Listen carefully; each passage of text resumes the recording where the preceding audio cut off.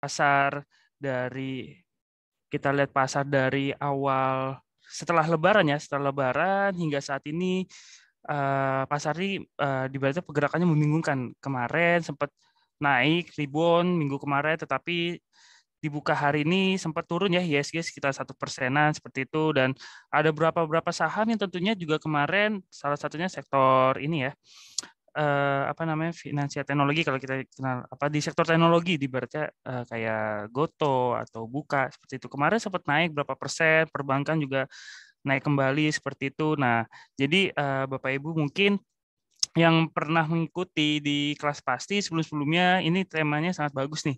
Jadi yaitu adalah temanya cara pilih saham investor newbie wajib tahu. Nah, di momen-momen kayak gini kan penting sekali nih tentunya nih, kira-kira yang ingin memulai investasi terutama di saham itu seperti apa nih, nanti akan dijelaskan lebih detail itu bersama Bapak Jordi Johannes Ardinata selaku equity team dari CMB Sekuritas Indonesia Galeri Investasi Surabaya seperti itu.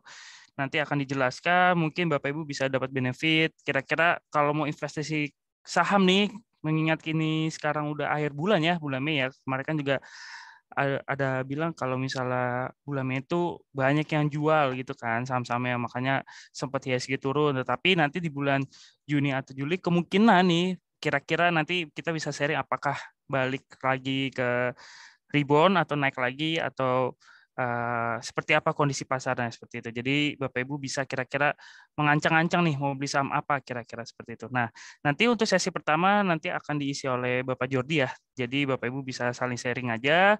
Bapak Ibu bisa bertanyakan apa yang Bapak Ibu ingin tanyakan melalui kolom chat yang sudah kami sediakan ya. Sorry, di kolom Q&A seperti itu. Jadi nanti Bapak Ibu bisa bertanya langsung ke Bapak Jordi kira-kira saham-saham apa yang ibaratnya harus pilih-pilih gitu sesuai tema kita pada siang hari ini. Nah, setelah itu nanti di sesi 2 nanti Bapak Ibu biar lebih mantap lagi, lebih mantap untuk investasinya. Jadi mungkin saya perkenalkan diri dulu ya.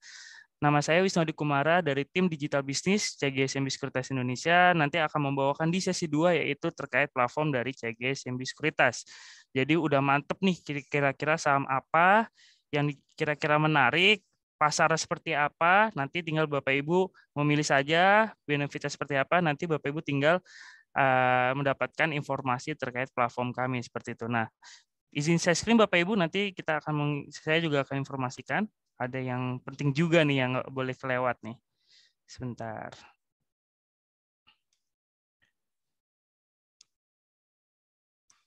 Sebentar.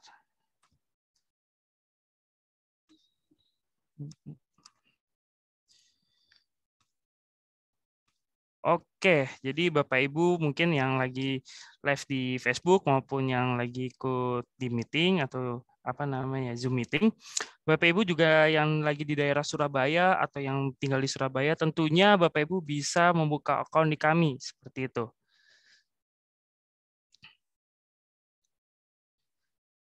Ya, sebentar. Mungkin saya share apa namanya? Saya memberikan informasi terlebih dahulu ya.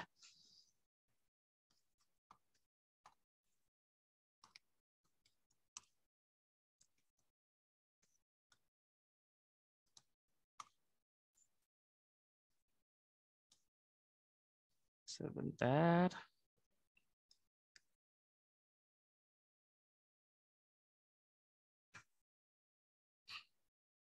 Nah, sambil menunggu, mungkin kita sapa dulu nih Pak Jordinya nih. Halo Pak Jordi. Iya, halo, siang. Halo, siang Pak Jordi. Gimana kabarnya Iya, Pak? baik-baik Pak. Iya, baik. Bapak Waduh, gimana Pak? nanti Alhamdulillah sehat Pak. Iya, Gimana Pak? harus sehat. Kira-kira siap gak nih Pak? Misalnya memberikan informasi-informasi menarik nih pada siang hari ini nih Pak. Ya, siap dong, ya kan. Supaya Pasti bisa ya, cuan pasti ya kan. kan. Iya, jadi kan nanti kita Pak Jody kan akan bahas-bahas nih terkait saham-saham yang menarik nih atau pilah-pilah gitu kan, pilah-pilih gitu kan.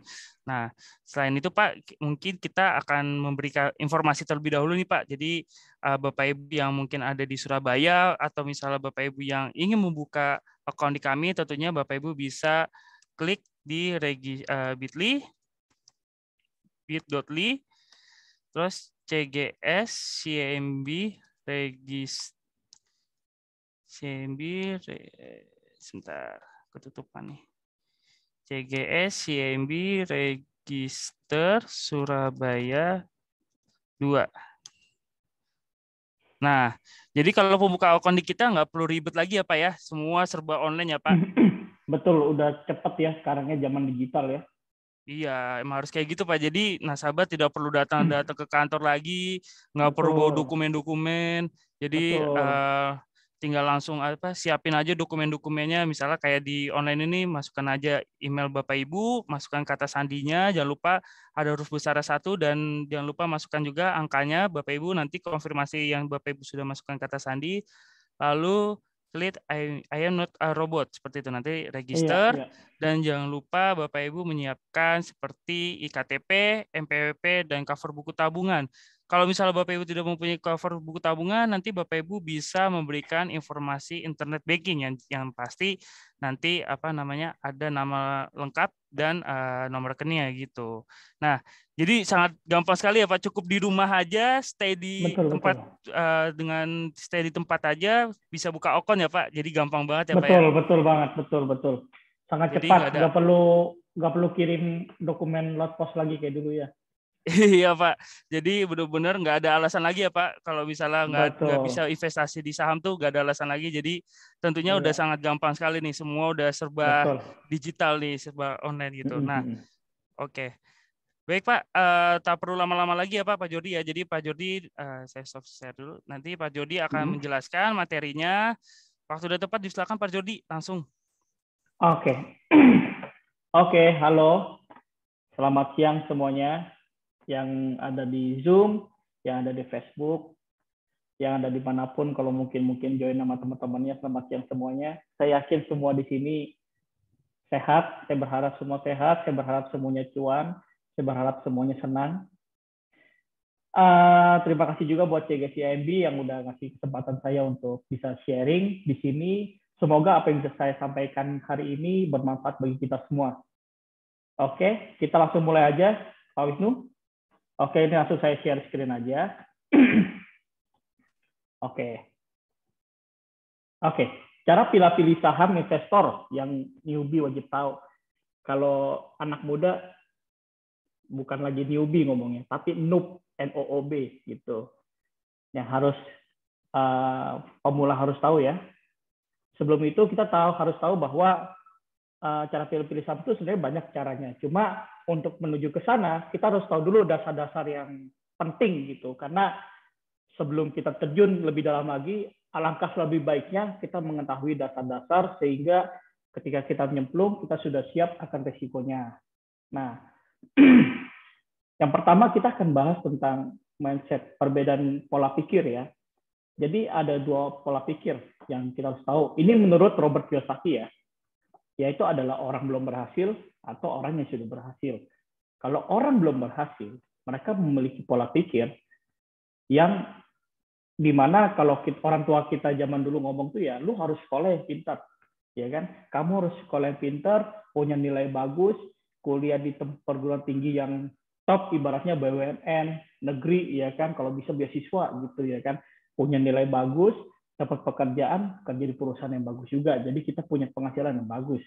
Nah, tetapi orang yang sudah berhasil memiliki pikiran yang dimana gimana caranya kita punya perusahaan bisa memperkerjakan orang-orang yang memiliki sumber daya manusia pola pikir yang bagus, yang cerdik, yang pandai, lulusan top-top ini, itu jadi bawahan kita gitu. Itu menjadi bagian dari tim kita atau manajemen kita seperti itu.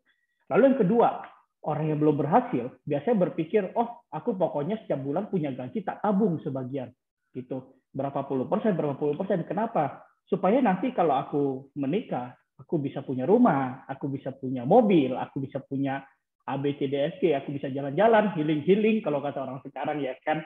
Nah, kalau orang yang sudah berhasil, itu berpikir bahwa bagaimana aku punya penghasilan bulanan, itu bisa beranak cucu gitu, bisa menghasilkan nilai tambah, yaitu dengan cara berinvestasi. Nah, lalu yang ketiga, pada saat kondisi sulit, orang yang belum berhasil biasanya merasa, oh aku nggak bisa, cukup sampai sini aja gitu. mungkin levelku baru segitu gitu. Sementara orang yang memiliki mindset berhasil, malah kondisi sulit ini dijadikan challenge bagi mereka. Aku pasti bisa gitu loh. Karena kalau aku nggak bisa level A, level 1 ini, bagaimana nanti level 2 gitu. Jadi pola-pola pikir ini sebenarnya menjadi dasar bagi kita bahwa ini waktunya kita untuk berubah gitu. Lalu yang terakhir, orang belum berhasil bekerja untuk uang. Setiap bulan mereka terima gaji hanya untuk memenuhi kebutuhan mereka. Kalau orang yang sudah berhasil, ya apa caranya, uang yang tak taruh di bank, uang taruh di deposito, uang taruh di mana, itu menghasilkan uang tambahan untuk kita. Gitu. Dan yang kita harus tahu bahwa ini adalah orang yang belum berhasil. Bukan berarti jika Anda, teman-teman di sini punya mindset ini, Anda tidak berhasil loh ya. Harus saya tekankan di sini. Karena kenapa? Pada dasarnya setiap manusia yang hidup, yang lahir di dunia, saya yakin 90% mengalami hal seperti ini. Sebelum menjadi orang berhasil, mereka pasti seperti ini. Nah, ketika mereka mengalami masa-masa yang mungkin mereka mendengarkan orang yang sudah berhasil, orang berhasil maka akan mengajari hal-hal ini ke orang yang belum berhasil gitu. Jadi bukan berarti kalau Anda di sini sekarang itu Anda tidak berhasil loh ya. Enggak, saya yakin semua yang ada di sini adalah orang-orang yang berhasil. Gitu. Next. Nah, human fear and greed. Pada dasarnya manusia itu punya sifat serakah. Serakah, nafsu, ketakutan, ya kan? Contohnya, hari ini kita takut gitu, besok mau makan apa, ya kan? Besok mau makan apa? Aduh, besok kalau punya anak, aduh anakku sekolah bayarnya gimana? Nasibnya anakku gimana gitu loh, keluargaku bagaimana? Besok bisa nggak aku ngasih Umar ke uang jajan? Kalau kayak gini kayak gimana? Nah, hal-hal itu yang memotivasi kita untuk bekerja, ya kan, bekerja. Ya apa caranya aku cari uang supaya bisa menafkahi keluarga, membiayai kehidupanku, supaya besok bisa makan, ya kan? Ketika kita bekerja, punya motivasi itu bekerja, kita takut akan kita tidak bisa memenuhi kebutuhan hari esok, kita kan bekerja punya penghasilan. Nah, dari penghasilan itu, kita kalau misalnya kita mendapat penghasilan, nah muncullah hal-hal yang sifatnya itu nafsu ya, nafsu mata mungkin kalau kata orang, mentah-mentah punya gaji, aku jalan-jalan ke mall, mampir ke Uniqlo, mampir, wih bajunya bagus banget, wih orang-orang pakai handphone ya kan, apalagi zaman sekarang branded itu adalah prioritas gitu, semua orang harus gimana caranya tampil kaya gitu. Nah itu wajar karena pada dasarnya manusia punya fear and greed. Ketika mereka nggak punya uang, mereka kepikiran ya apa cara besok bisa makan, jadi mereka bekerja. Sementara ketika udah punya uang, bahkan mereka ingin lebih, bukan hanya makan, mereka ingin lebih, ingin punya mobil, ingin punya handphone. Itu adalah hal yang wajar sebagai kita manusia hidup di dunia ini. Lalu ada rat race. Nah, nggak usah kita bahas ini, saya highlight aja. Rat race itu adalah kehidupan yang dimana kita belum financial freedom, kehidupan yang ibaratnya secara rutinitas itu flat. Jadi contohnya kita bangun pagi, sikat gigi, sarapan, kerja, pulang kerja, kita habis waktu di jalan, pulang tidur, ya kan? Kita punya penghasilan, kita bayar buat cicilan, buat beli untuk gaya. Jadi hidup kita tuh berputar pada itu terus gitu loh. Sampai kita bosan, sampai kita jenuh, bahkan kadang ada sampai passion kerjaannya di situ dengan gaji yang pas-pasan gitu. Terus menerus seperti itu. Nah, Pak Jody, sorry mengganggu Pak Jody. Untuk dari share screen-nya ini ada kotak hitam gitu. Jadi mungkin Bapak Ibu mungkin nggak kelihatan Pak. Nah, yang mana? Ya. Iya. Tadi ada item-item. Kalau di share screen-nya jadi ada item-item. Boleh dicoba share lagi Pak? Oke, coba ya. Ya Pak. Oke, udah jelas belum? Sebentar. Masih ada item-item Pak di sebelah pojok mana kanan. Ya? Nah, tadi diklik. Nah, dikliknya mungkin digeser dulu Pak sama yang di atasnya Pak. Nah, digeser ke kanan mungkin Pak. Nah, udah hilang. Nah, tinggal atas aja Pak. Ini gimana caranya?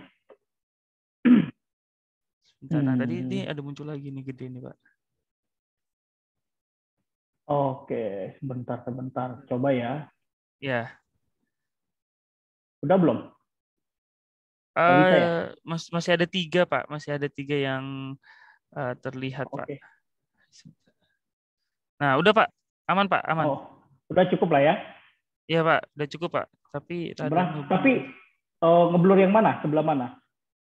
Coba Saya juga stop share lagi Pak. Coba Pak, nanti coba saya screen lagi Pak. Nah, coba lagi Pak. oh, Coba saya screen lagi Pak. masih ada ya kayaknya ya. Iya, ada lagi Pak. Itu cara pindahnya gimana ya? Pindahin ke bawah aja Pak. Pindahin ke bawah Caranya? Pak. Nah, itu digeser aja Pak. Mungkin digeser ke bawah. Oh, kayak gini? Ya. Ya, bawah lagi Pak. Sampai ketutupan aja Pak. Hmm, nggak bisa sih, mentok kayaknya segini deh. Oh gitu. Coba ya. Coba ya. Dah, Segini dah. ketutupan nggak? Geser dikit Pak ke kanan biar logo kita terlihat. Nah, aman. Kayak gini Oh, aja nggak apa-apa segini Pak. aman ya? Ya, aman Pak. Oke. Lanjut Iya, Pak. iya, oke. Oke, sampai mana tuh? Oh, sampai retres ya. Jadi sampai kapan gitu kita mau hidup dalam rutinitas yang seperti itu gitu loh. Setiap bulan kita bekerja hanya untuk memenuhi kebutuhan kebutuhan yang seperti itu aja. Kapan kita bisa punya uang lebih? Bisa kapan kita bisa punya sesuatu yang ibaratnya membantu kita untuk menuju financial freedom. Nggak perlu memikirkan lagi kebutuhan-kebutuhan yang harus dibayar setiap bulan gitu. Nah, oh iya. Nah, ini adalah fakta-fakta ya.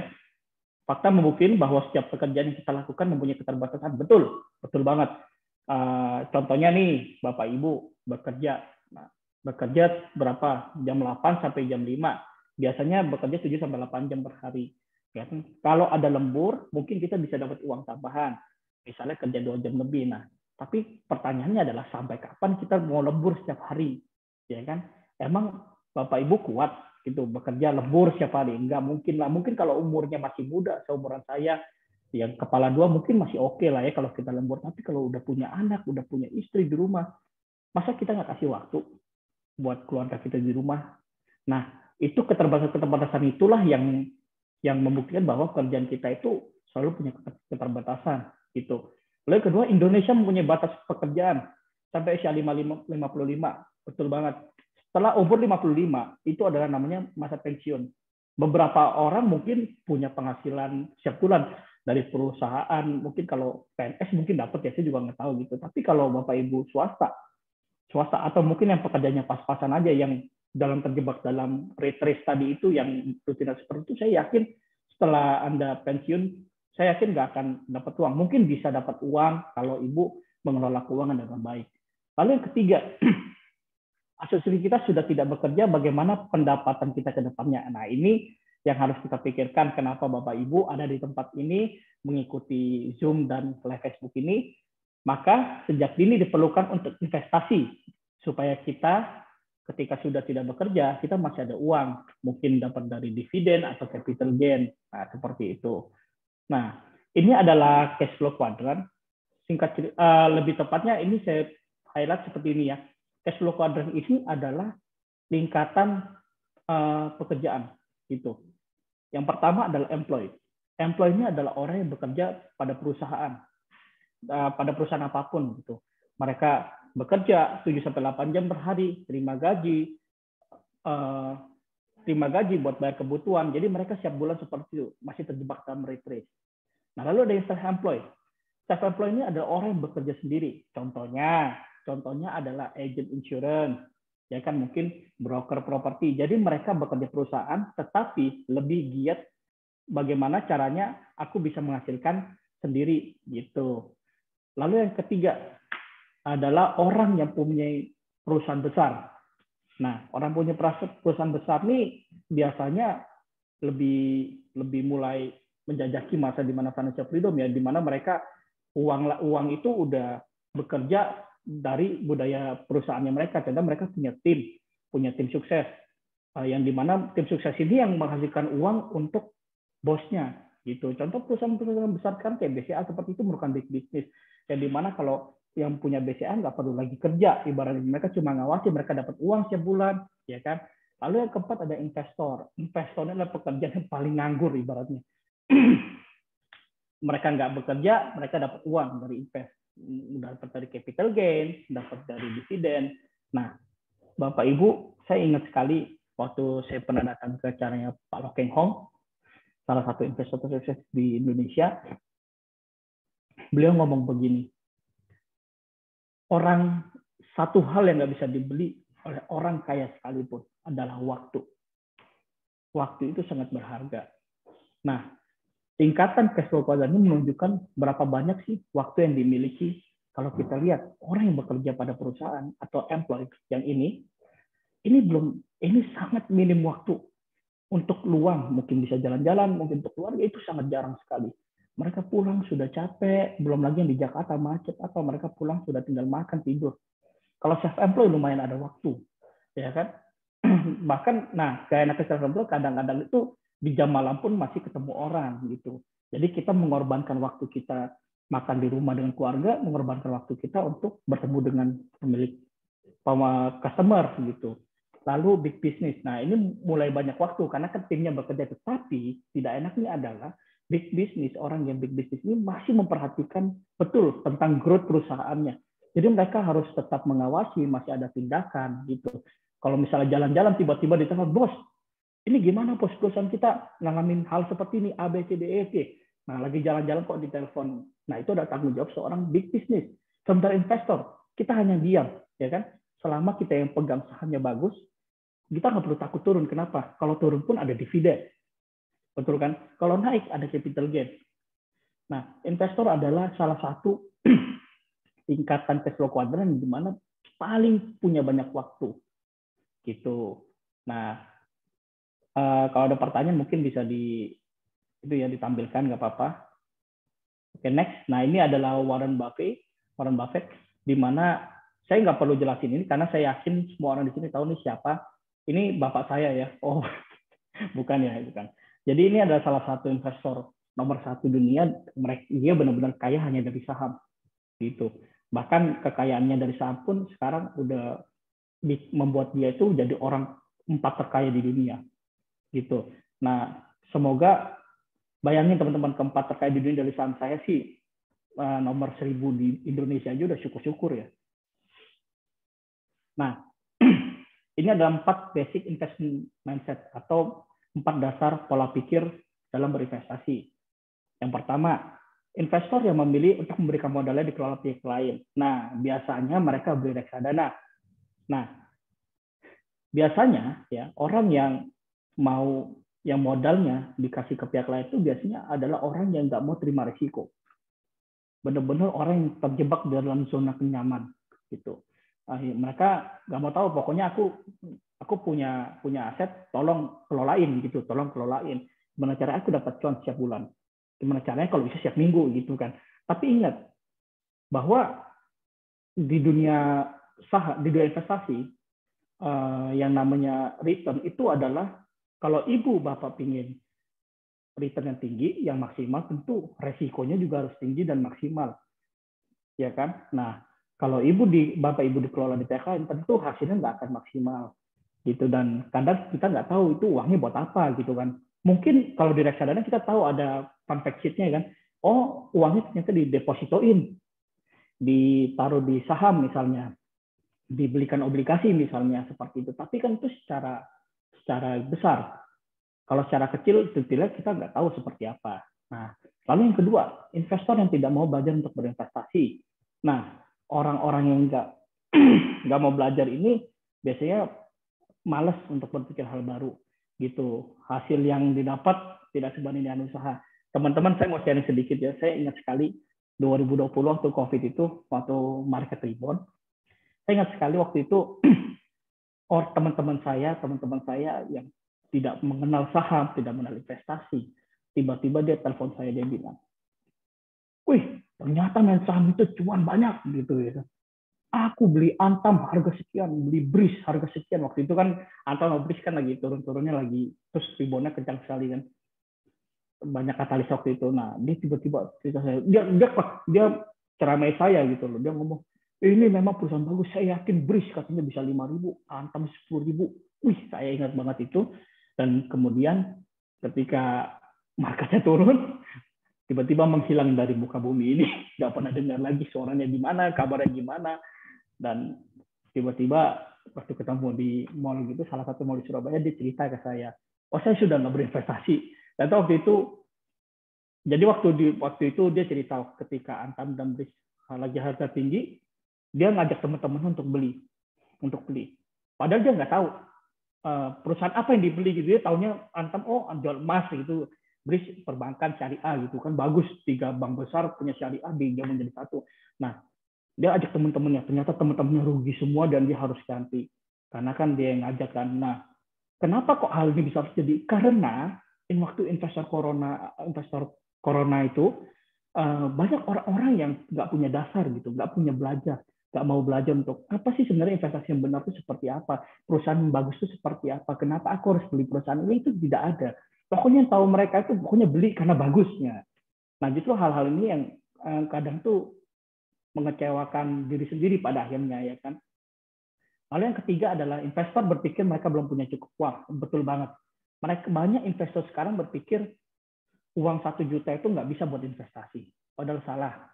Berapapun uang yang kita punya, selama itu menghasilkan return 1-2%, kalau dikumpulin terus-menerus belum ada dividen, itu akan menjadi besar. Sedikit demi sedikit menjadi besar. Apalagi di CGS-CIMB buka rekening cuma cukup 100.000. Benar Pak Wisnu ya? Bahkan Betul, betul. Jadi bahkan nggak perlu ribet. nggak usah deposit ya. Ya, tentunya bisa Pak, bisa nol tanpa deposit pun juga bisa Pak. Jadi Bapak Ibu kalau misalnya masih mau mikir-mikir dulu, tentunya bisa Pak. Jadi nanti dulu investasinya, tapi kita terbuka aja gitu loh Pak buat nasabah-nasabah yang masih bingung Iya, atau segala macam, betul. tapi udah buka akunnya, bisa ngikutin kelas kita juga nih Pak. Jadi biar Betul. makin meyakinkan bahwasannya investasi di pasar modal tuh untuk jangka ke depannya tuh sangat bagus Pak gitu. Betul. Gratis bagi Pak ya, betul ya? Betul Pak. Jadi kalau misalnya Iya, nanti ada kelas-kelas kita, apalagi sudah jadi nasabah, nanti juga ada ini Pak, ada edukasi setiap 2 minggu betul. sekali ya, seminggu itu 2 kali gitu. Jadi nasabah bisa benar-benar yakin nih investasi di Betul. saham nih Pak. Iya, betul betul banget. Nah, sekarang memang investasi itu sangat gampang ya. Kita nggak usah takut kita nggak punya uang besar gitu. Saya sering kali ngajak teman-teman saya yang mungkin secara ekonomi terbelakang, ayo investasi berapapun harganya. Karena kan mereka masih muda juga, belum punya keluarga, bekerja setiap bulan, masih race gitu ya, rutinitas seperti biasa. Saya ajak, ayo bukalah. Lu cuma modal 100.000 apa susahnya sih? Ya kan, kata-kata orang kayak gitu kan. Nah, saya terus tekankan bahwa investasi itu jangan melihat uangnya, tapi lihatlah ke depan. Karena ketika Anda menabung 100.000, mendapatkan persentase, itu akan menjadi pertambahan nilai aset yang kedepannya akan berarti buat Bapak Ibu. Nah, lalu yang keempat adalah investor yang sedang belajar dan telah belajar untuk berinvestasi, sadar akan mitos dan berinvestasi. Yang pertama, hanya expert yang dapat berinvestasi. Yang kedua, kita tidak bisa mengalahkan market. Itu benar-benar salah. Kenapa? Karena semua orang bisa berinvestasi dengan adanya fasilitas yang diberikan oleh TGCMB. Contohnya setiap bulannya ada rekomendasi, ada research yang ditampilkan gitu. Jadi semua orang nggak perlu jadi expert sekarang karena sudah ada expert yang membantu kita para newbie untuk belajar berinvestasi gitu. Siapa bilang kita nggak bisa mengalahkan market? Di CNP setiap bulan selalu mengalahkan market. Saya kagum, kita applause, benar-benar applause untuk tim riset TGCMB. Nah, ini adalah konsep inflasi teman-teman ya. Sekarang lagi marak banget inflasi, ya kan?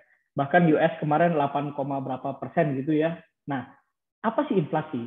Nah, inflasi adalah turunnya nilai mata uang kita. Padahal di luar sana kebutuhan, harga itu semakin meningkat. Tetapi nilai uang kita turun.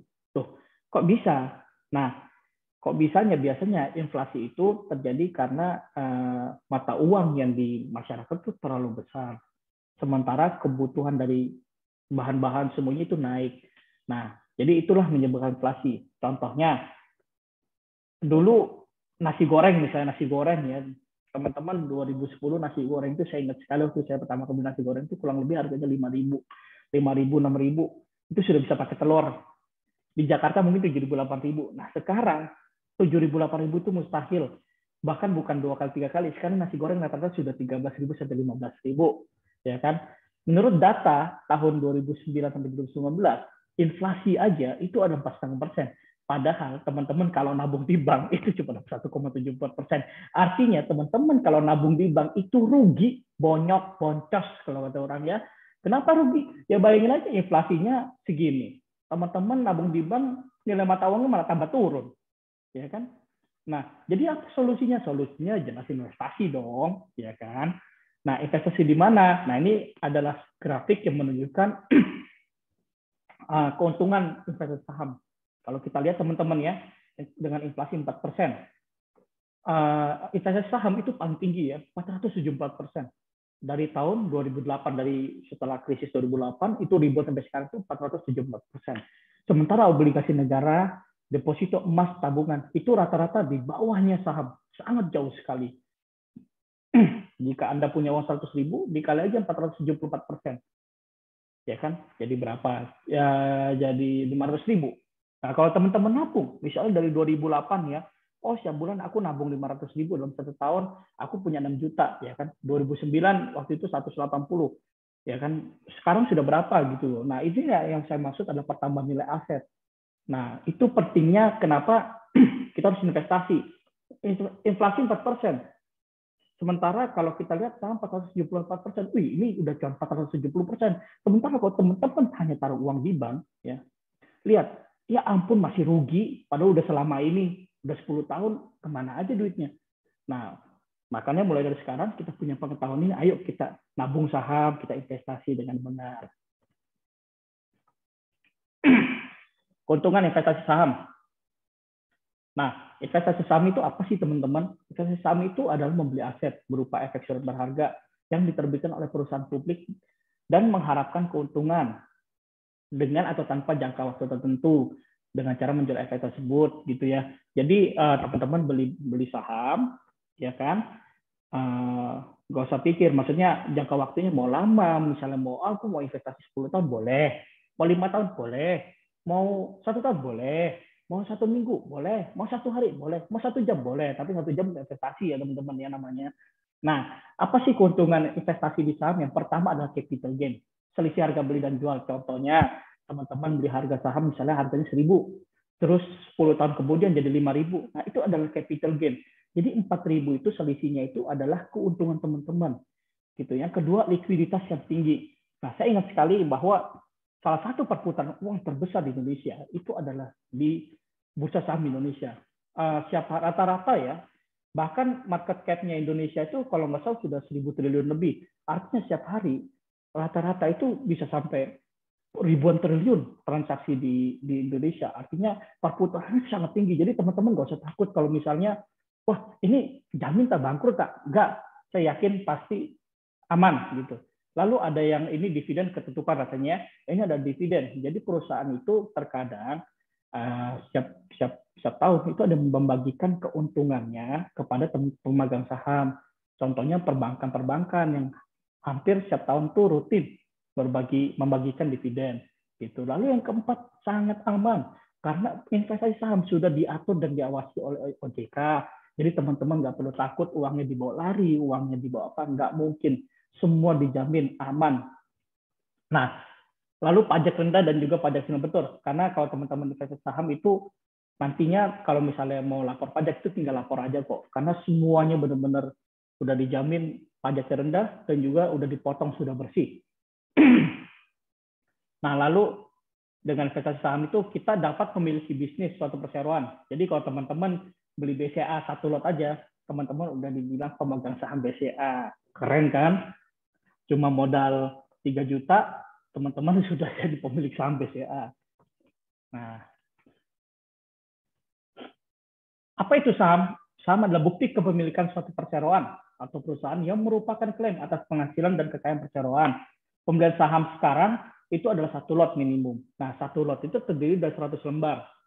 Ya, 1 lot terdiri dari 100 lembar. Jadi kalau misalnya punya 10 lot, ada 1.000 lembar seperti itu teman-teman.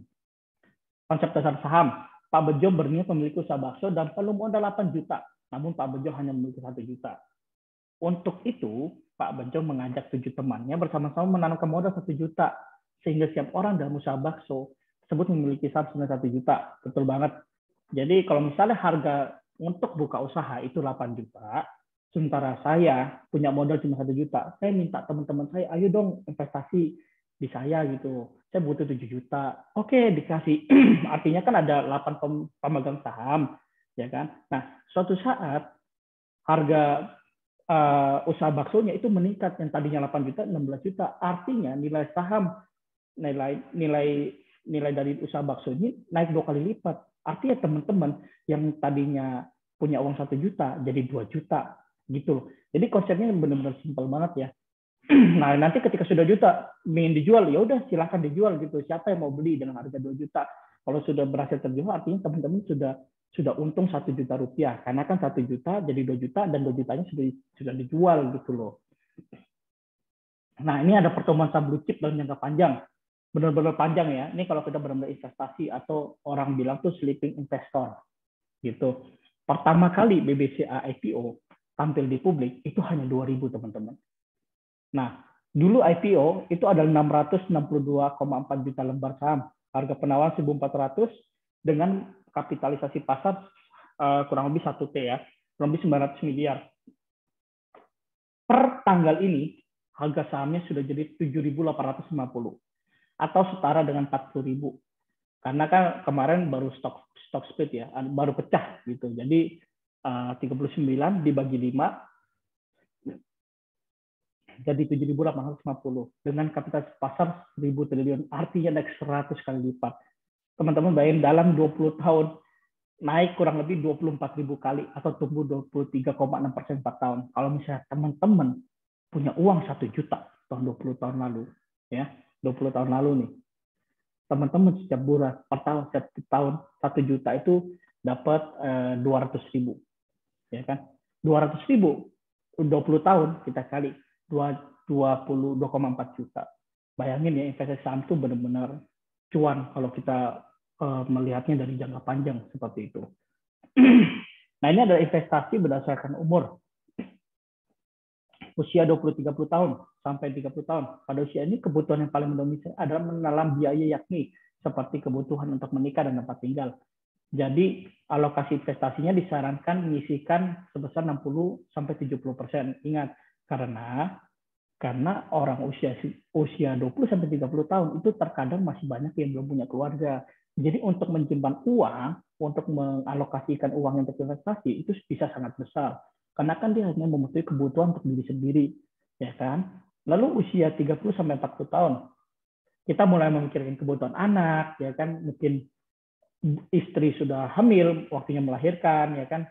Asuransi kesehatan anak, biaya pendidikan. Nah, ini kita turunkan karena kenapa kebutuhannya meningkat gitu. Jadi usia 40-50 sampai 50 tahun. Nah, ini berdasar semakin tua kebutuhan kita akan semakin meningkat. Maka dari itu alokasi investasinya pun akan semakin turun gitu loh.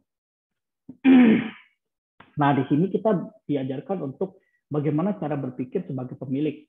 Nah, ketika kita investasi di saham, tujuan kita adalah jual secepatnya dan profit. Nah, dalam beberapa kasus bisa jadi kita jual terlalu cepat karena berspekulasi market akan koreksi dan nilai investasi kita jatuh. Apakah kita akan hanya profit jika jual saham? Tentu enggak dong, ya kan?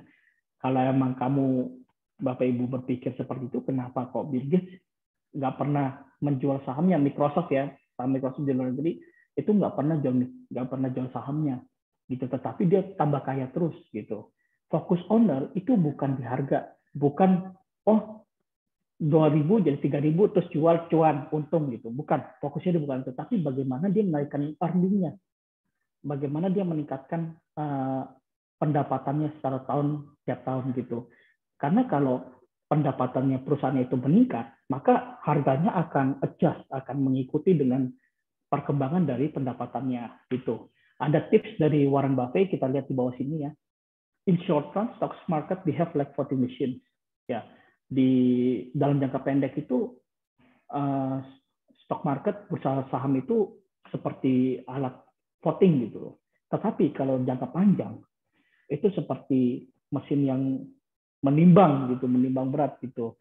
Yang artinya kalau jangka pendek itu bursa saham itu sangat volatil, naik turun seperti ini.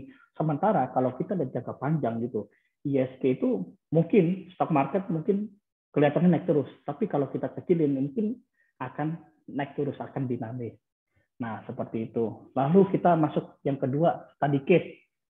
Investasi saham PS menabung versus menabung. Nah, mungkin ada pertanyaan Pak Wisnu sampai saat ini?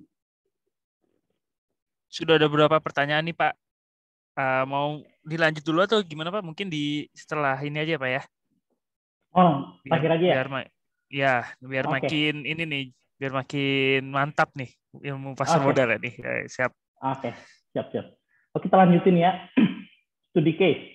Anto berumur 31 tahun, penghasilan 15 juta per bulan, sudah berkeluarga. Anto mulai investasi 13,3% dari penghasilannya setiap bulan.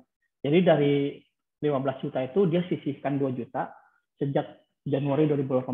Nah, alokasi investasi Anto per bulan adalah tabungan 1 juta, saham 1 juta, saham BBRI yang dibeli ya. Jadi dari 15 juta, dia tabung 2 juta, dia alokasiin 2 juta, itu dibagi 2 jutanya ke tabungan sama ke saham. Nah, sekarang kita lihat berapa sih hasil investasinya setelah pada akhir 2021.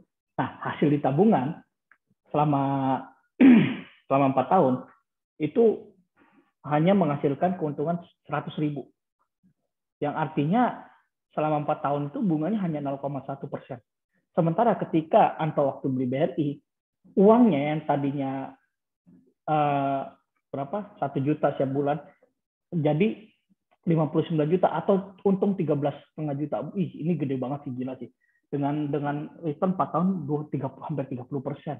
Gitu. Nah, ini mungkin bahwa tabungan itu benar-benar rugi enggak sih. Tapi kalau kena inflasi ya pasti rugi gitu loh. Nah, ini mungkin bahwa saham itu benar-benar sarana investasi yang memberikan keuntungan bagi teman-teman gitu loh. Seandainya Anto dulu nabungnya semua ke saham gitu ya, 2 juta misalnya gitu per bulan ya kali 2 aja berarti dia udah cuan 26 juta gitu profitnya. Nah, ini asumsinya 1 juta per bulan atau 12 juta per tahun.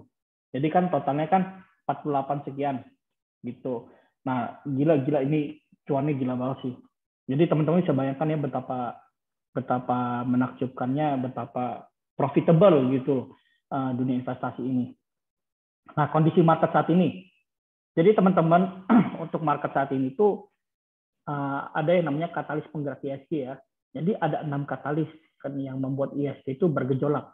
Entah itu membuat ISG naik atau membuat ISG turun. Teman-teman, ISG ini adalah indeks harga saham gabungan ya. Jadi semua harga saham di Indonesia itu harganya di average di rata-rata jadi satu, jadinya namanya ISG. Nah, ada 6 katalis yang membuat ISG naik turun. Yang pertama ada kenaikan harga komoditas. Tentu kita harus tahu bahwa Indonesia ini sangat kaya akan komoditas, mulai dari hasil alam, mulai dari batu bara, mulai dari CPO, kayu, karet, dan lain-lainnya. Jadi kenaikan harga komoditas itu tentu membuat saham pergerakan ISG ini harusnya menjadi naik ya, karena kan kalau kita lihat sekarang harga batu bara naiknya gila-gilaan seperti itu. Lalu yang kedua, potensi kenaikan inflasi. Ini wajar karena kalau harga komoditas naik pasti inflasi ikut naik gitu. Yang ketiga, resiko kenaikan suku bunga. Lalu yang keempat, potensi pertumbuhan GDP yang dimana biasanya semakin bagus GDP kita, maka perkembangan ekonomi, pertumbuhan ekonomi juga semakin membaik. Artinya kalau ketika pertumbuhan ekonomi, tentu market juga akan adjust ke atas. Gitu. Inflasi ke equity di Indonesia itu nomor 5. Yang keenam, kasus COVID melandai. Nah, jadi 6 katalis ini yang membuat indeks kita itu membuat pergerakan itu bisa naik, bisa turun. Seperti itu, teman-teman. Nah, di sini dijelaskan, di highlight bahwa kenaikan harga komoditas versus indeks harga saham gabungan. Nah, seperti yang saya bilang tadi, karena Indonesia dasar ekonominya adalah komoditas, pasti kurang lebih pergerakan ISG itu sesuai dengan pergerakan komoditas juga. Kalau kita lihat dari tahun 2010 ya, teman-teman ya, ini yang warna biru muda, ini adalah commodity index. Sementara yang biru tua ini adalah ISG kita atau Jakarta Commodity Index ISG ya.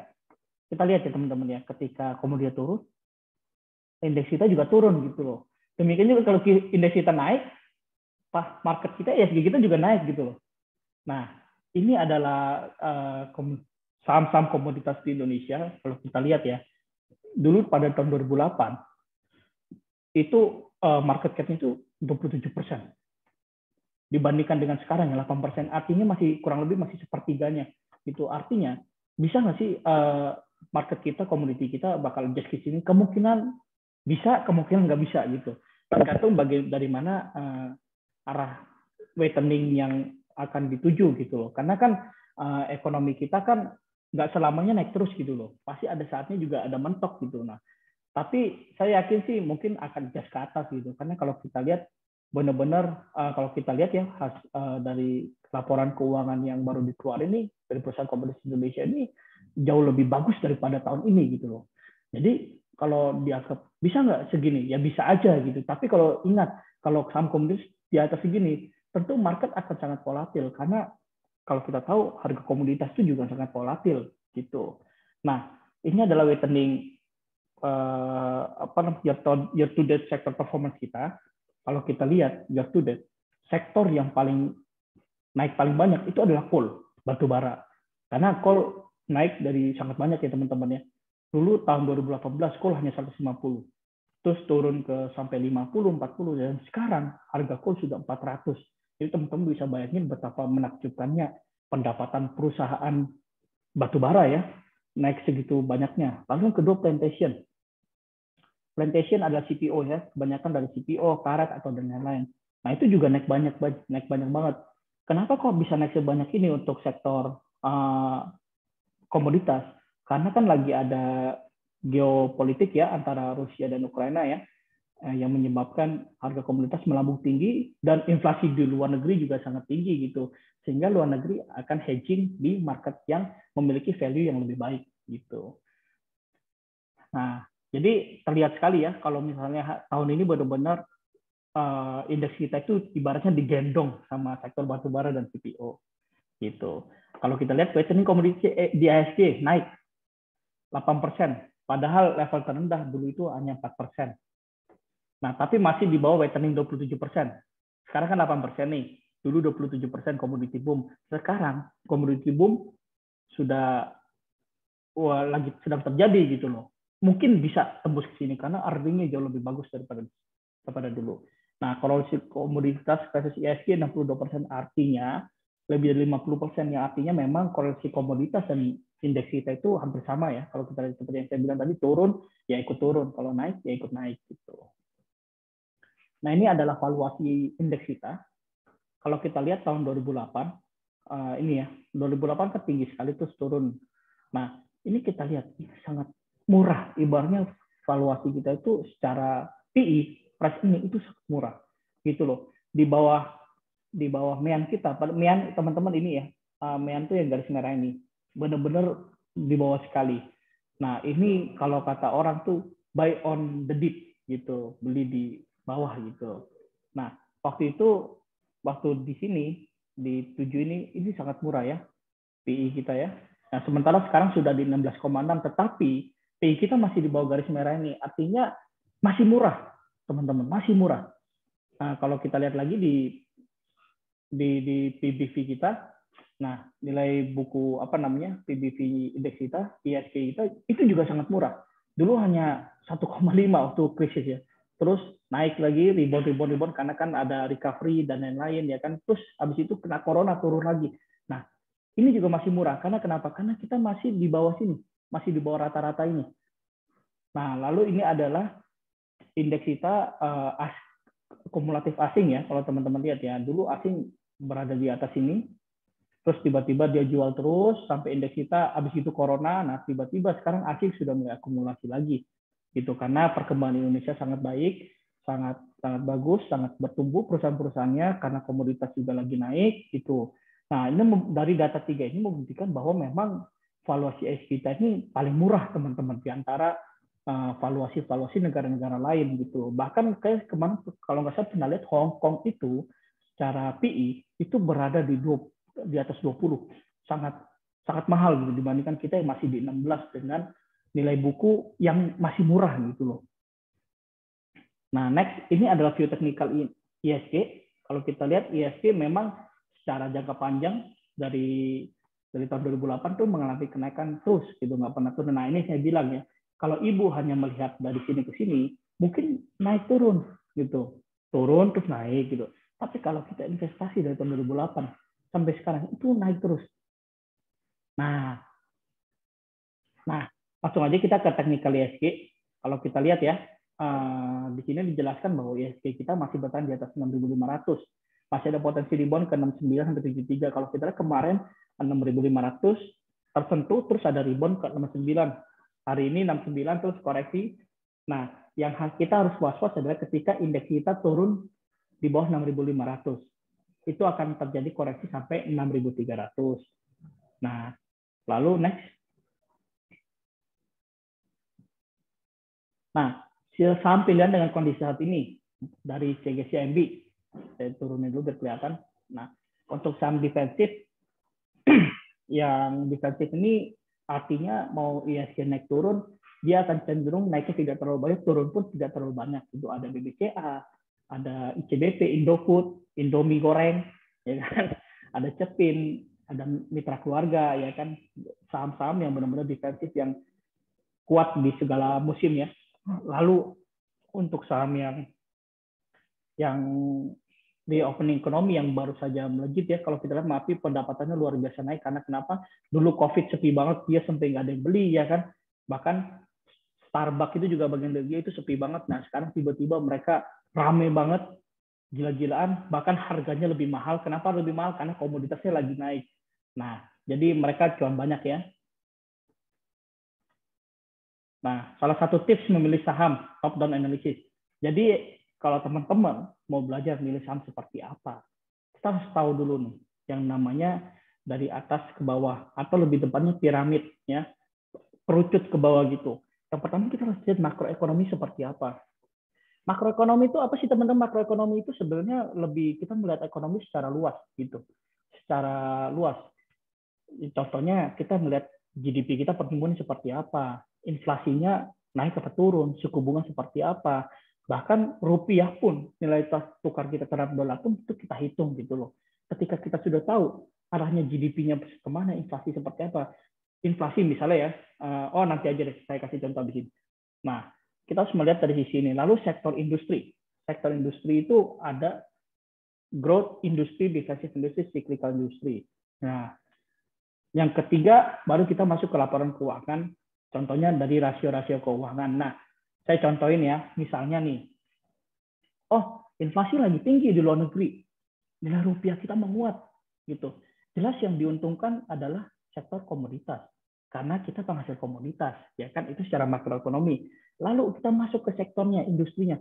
Ketika sektor industrinya kita tahu, oh ini lagi ada sektor komoditas ini yang lagi bagus ini. Terus cara milih sahamnya gimana? Kita lihat growth-nya, benar nggak sih? Saham-sahamnya, misalnya sektor komoditas batu bara keluar semua nih, CPO keluar semua. Kita lihat growth-nya seperti apa. Ya kan, dia defensif apa enggak, cyclical apa enggak. Kita lihat, oh ketemu nih, ternyata sektor batu bara lagi mengalami pertumbuhan yang bagus. Gitu. Nah, ketika kita lihat dari sektornya sudah ketemu, oh batu bara, kita cari laporan keuangannya benar-benar bagus.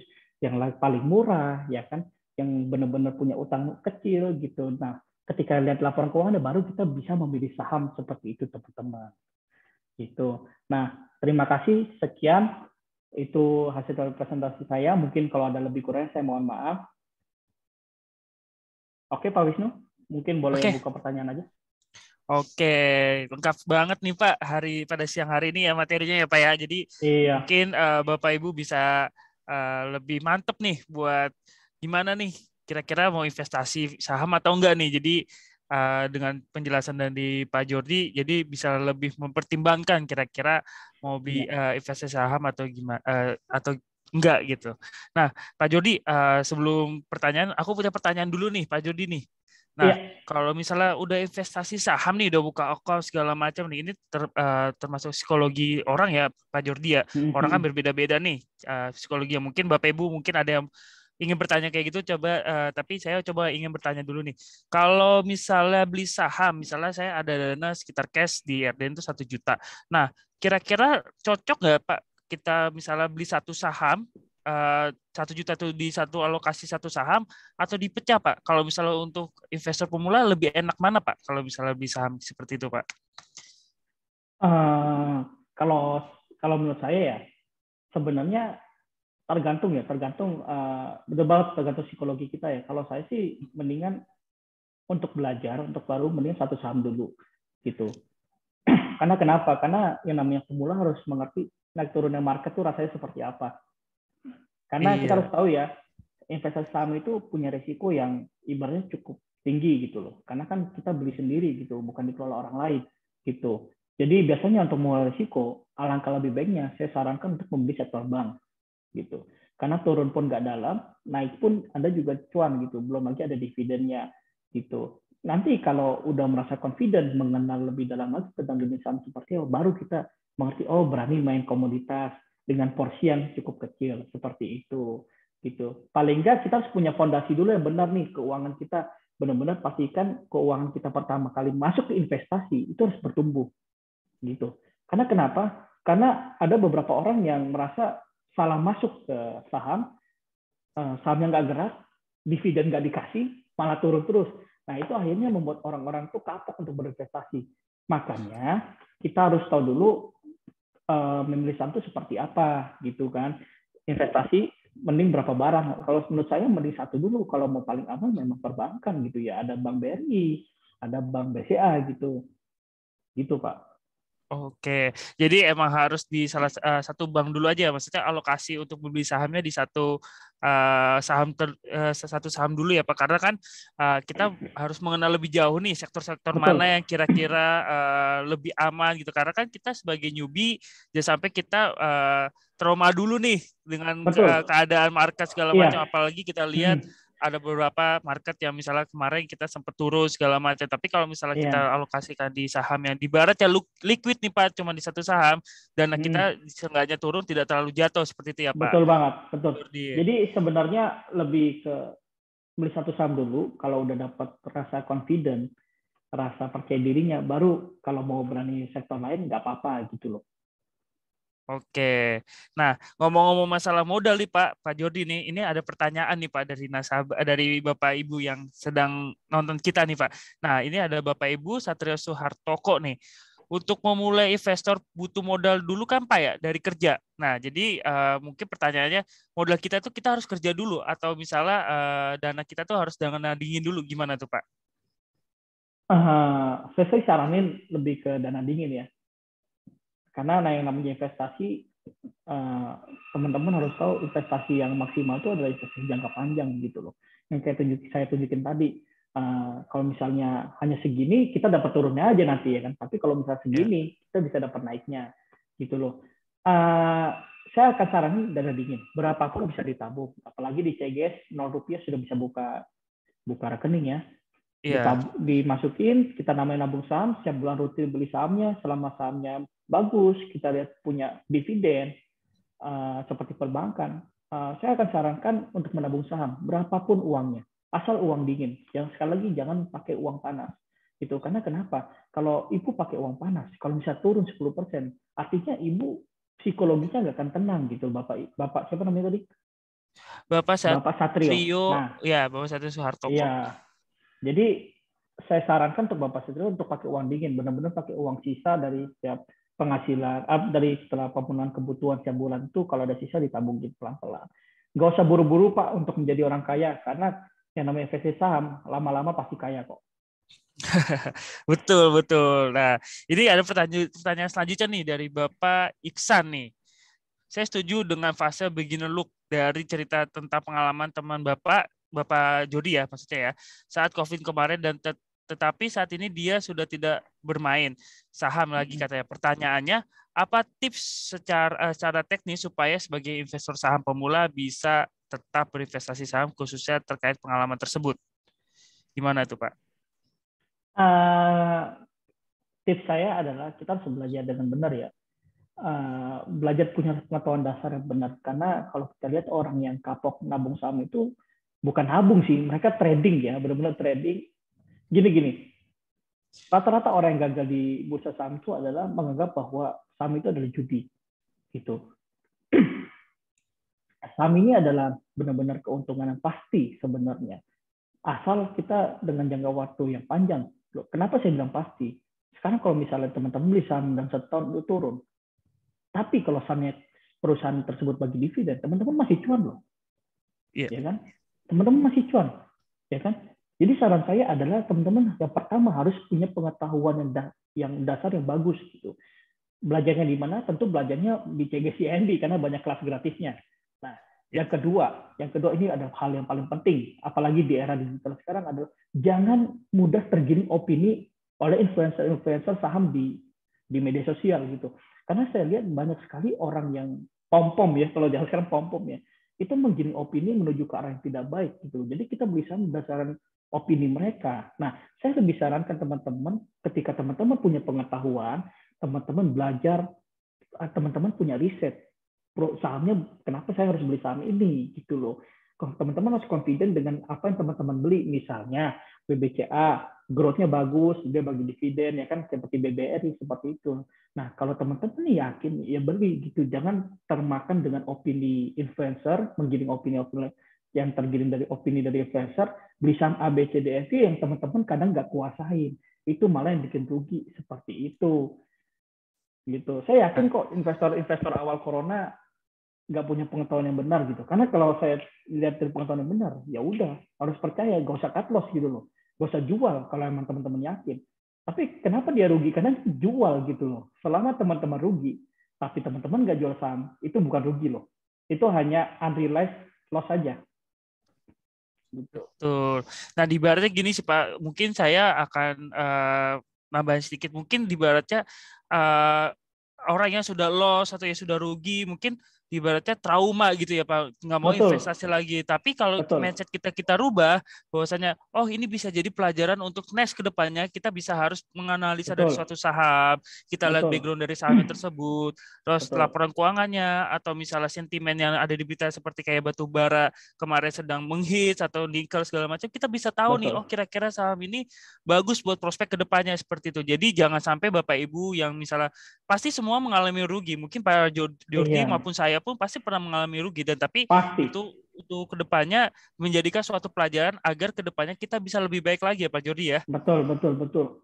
Bahkan sekelas Warren Buffett aja bisa salah investasi gitu loh. Walaupun dia punya pengetahuan yang hebat gitu loh. Tapi kita harus tahu bahwa kesalahan itu akan selalu ada gitu loh. Makanya di dunia saham, di dunia investasi itu kita harus terus belajar. Jangan pernah nyerah. Kalau jatuh kita bangkit lagi gitu. Saya punya mindset bagus nih Pak Wisnu. Ya, Jangan pernah takut gagal. Takutlah kalau kita nggak bisa bangkit lagi. betul.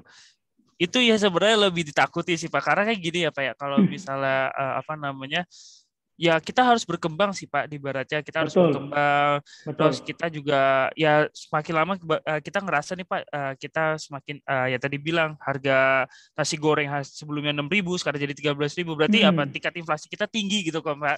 Jadi Betul. kita juga harus punya passive income atau secondary income seperti itu Pak. Betul, Apalagi ya betul. investasi itu di zaman sekarang tuh penting banget loh Pak. Apa ya di baratnya, banyak orang-orang yang di baratnya dia nggak punya dana darurat, apalagi kita nggak akan pernah nyangka Pak, dulu kemarin 2 tahun lalu kita mengalami COVID-19 pandemi seperti itu, tapi apa namanya, pasti kan banyak banget Pak yang ya mohon maaf di PHK segala macam. Nah, pentingnya dana Iya, darurat dari investasi itu kan sangat penting Pak ya, apalagi ya di saat kita nggak akan tahu Pak kedepannya seperti apa, jadi kita harus benar-benar ada dana darurat gitu Pak. iya, iya, betul banget, betul. Kayak gitu. Nah, ini juga ada pertanyaan lagi nih Pak dari Bapak Yovanka. Jika saham tersebut atau jika saham itu disuspend oleh Bursa Efek Indonesia, bagaimana dengan dana kita? Apakah bisa kembali? Gimana tuh Pak? Suspend, kalau perusahaan suspend rasanya sih pasti bisa dibuka lagi suatu saat nanti gitu. Cuma yang repot tuh delisting ya. Kalau sampai delisting ya, itu yang paling repot sih. Nanti saya juga lupa-lupa ingat juga ya kalau delisting itu proses. Tapi kalau selama disuspend, selama perusahaannya masih oke untuk dibuka lagi itu pasti dibuka kok. Contohnya Garuda ya, GIA yang terbaru ini ya. Garuda kan sempat suspend nih karena laporan keuangannya yang sangat buruk, apalagi lagi waktu itu lagi ada investigasi tentang kasus korupsi gitu. Nah, tapi kan habis ini akan dibuka lagi gitu loh. Makanya kembali lagi ke teman-teman ya, tolong beli saham tuh yang pastikan teman-teman punya pengetahuan dasar untuk membeli saham yang benar-benar bagus gitu loh. Minimal makanya kalau teman-teman juga bisa sarankan untuk main perbankan. Perbankan ya kayak BRI, BUMN yang pasti bagus-bagus sudah jelas gitu ya kan. Gitu. Tapi kalau sampai yang teman-teman beli saham delisting ini bahaya sekali, yang teman-teman mungkin harus merelakan gitu loh. Repot juga kalau sampai delisting gitu. contohnya nih kayak kasusnya terhadap mineral ya, Trump ya, ya teman-teman harus relain gitu. Kalau teman-teman salah taruh saham itu benar-benar ya harus ikhlas lah. Mau gimana lagi, kita nggak bisa apa-apa ya kan, gitu. Jadi emang ada beberapa resiko yang kita rasakan kalau misalnya investasi saham, Pak, dan terutama kita harus benar-benar teliti dan mempelajari secara fundamental dari background Betul, perusahaan tersebut sih, Pak. Karena ya jangan sampai kita yang niatnya berinvestasi jadi tidak berinvestasi gitu loh, Pak, ya, Pak. betul, malah boncos nanti. Iya, betul. Nah, ini ada pertanyaan itu dari di kolom chat, Pak. Ini ada pertanyaan dari Q&A. Nah, ini dari Bapak atau Ibu Lia. Pak, kalau untuk pemula baiknya mulai invest saham di sektor apa ya? Nah, tadi kayaknya sudah dibahas ya, Pak ya. Iya, Ya, perbankan paling gampang udah, paling aman, paling oke. ya, betul. Karena kan tadi kita lihat tuh Pak Jordi udah menjelaskan sektor perbankan, yaitu salah satunya Bank BBCA yang Iya, keuntungannya hampir 24% lebih, bahkan sampai 24.000 ya Pak ya tadi ya Pak. iya, iya. Dua puluh empat 24.000 ribu kali. Iya, 24.000 kali keuntungannya seperti itu. Hmm. Nah, ini ada pertanyaan selanjutnya nih, Pak.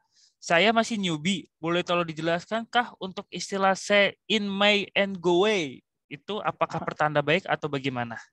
Jadi sell and go away itu adalah cerita dari bursa Amerika ya.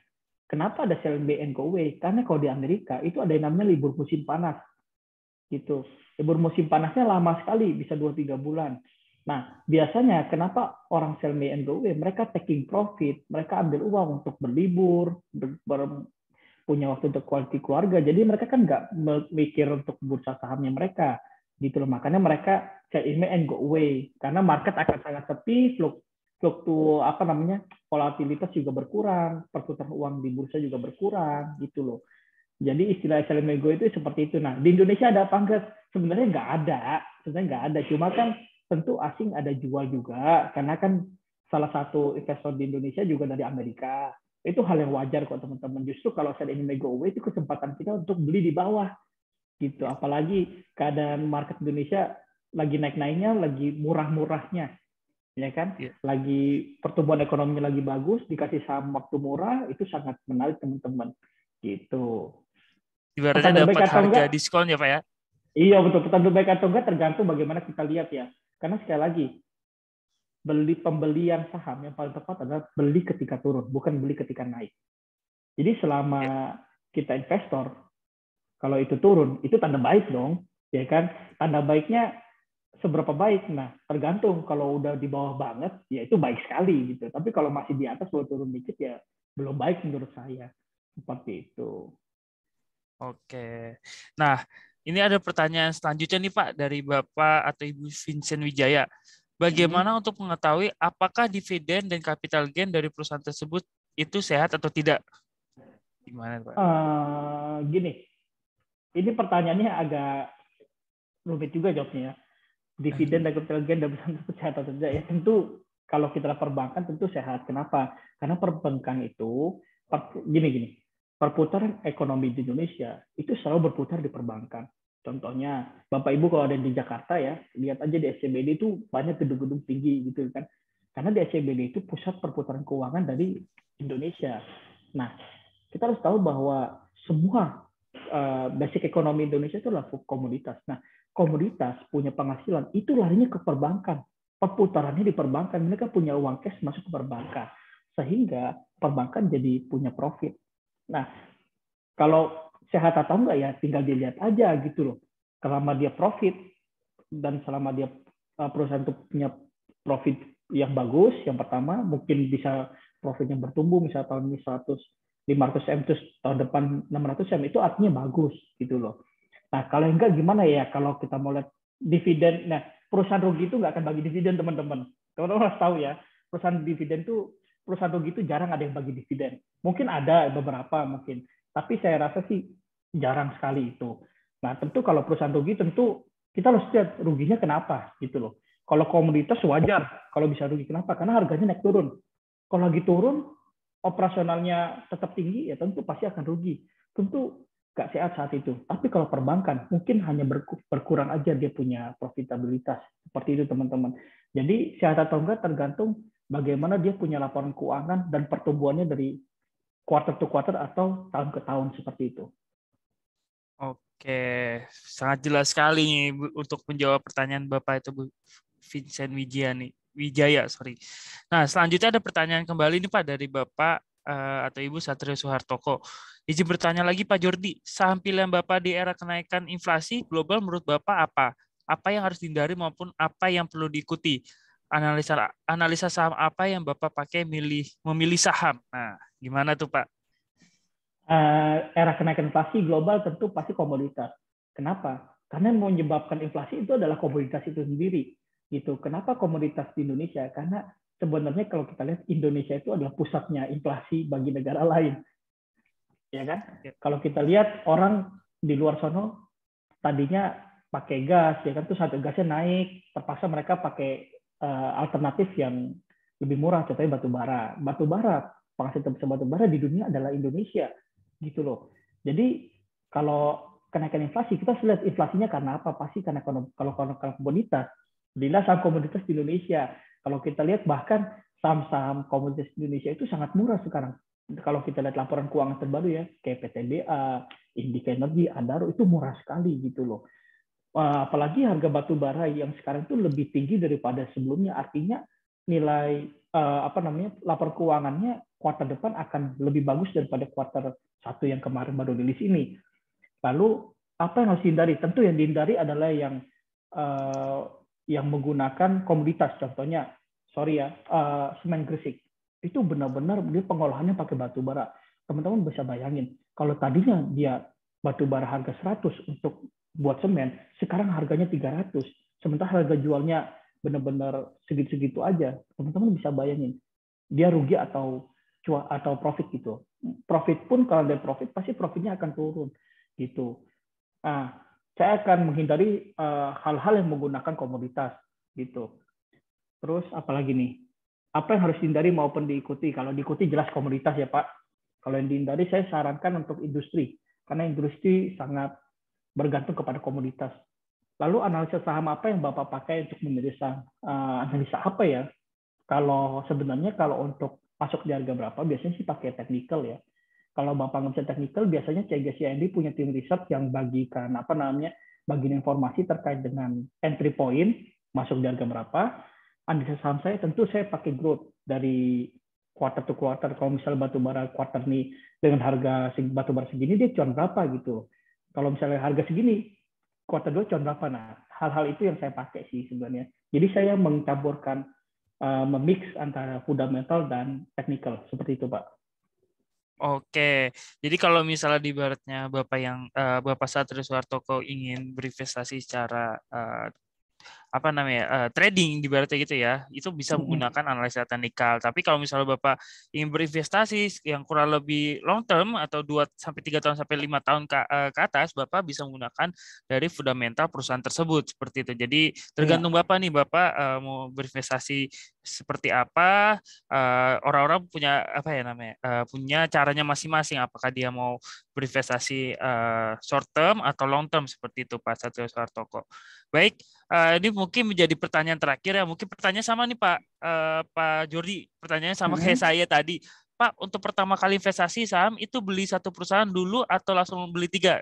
Tadi udah dijawab sama Pak Jordi ya. Jadi satu saham terlebih dahulu, terus yang untuk amannya ya di sektor perbankan tentunya ya Pak ya. Karena betul. agar naik turunnya tidak terlalu signifikan gitu. Jadi Bapak Ibu yang mungkin baru pertama kali berinvestasi di pasar modal atau terutama di saham, jadi tidak perlu kaget seperti itu. Yang tadi akhirnya kayak temannya Pak Jordi jadinya trauma atau takut gitu. Padahal pada masih ada kesempatan-kesempatan lain, sekitar ada 700 emiten yang sudah TBK itu bisa menghasilkan cuan gitu ya Pak ya. Iya gitu. betul. Baik.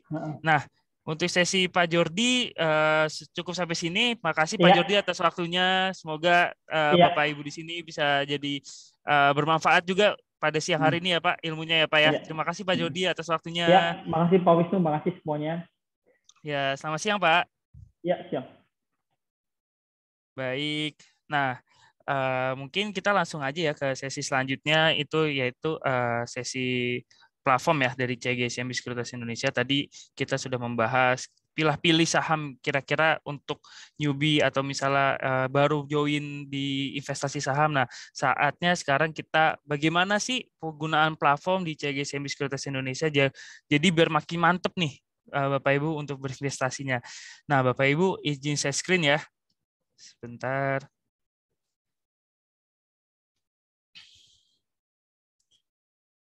Sebentar.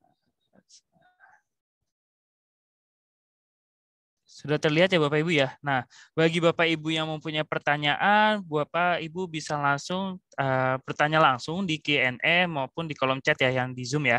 Jadi kita bisa saling sharing, Bapak Ibu juga bisa tahu nih kira-kira cara penggunaan di aplikasi kita itu seperti apa. Nah, ini sekedar cerita aja ya Pak. Sebentar. Sebentar.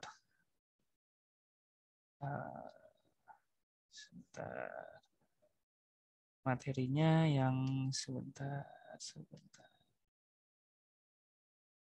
Materinya yang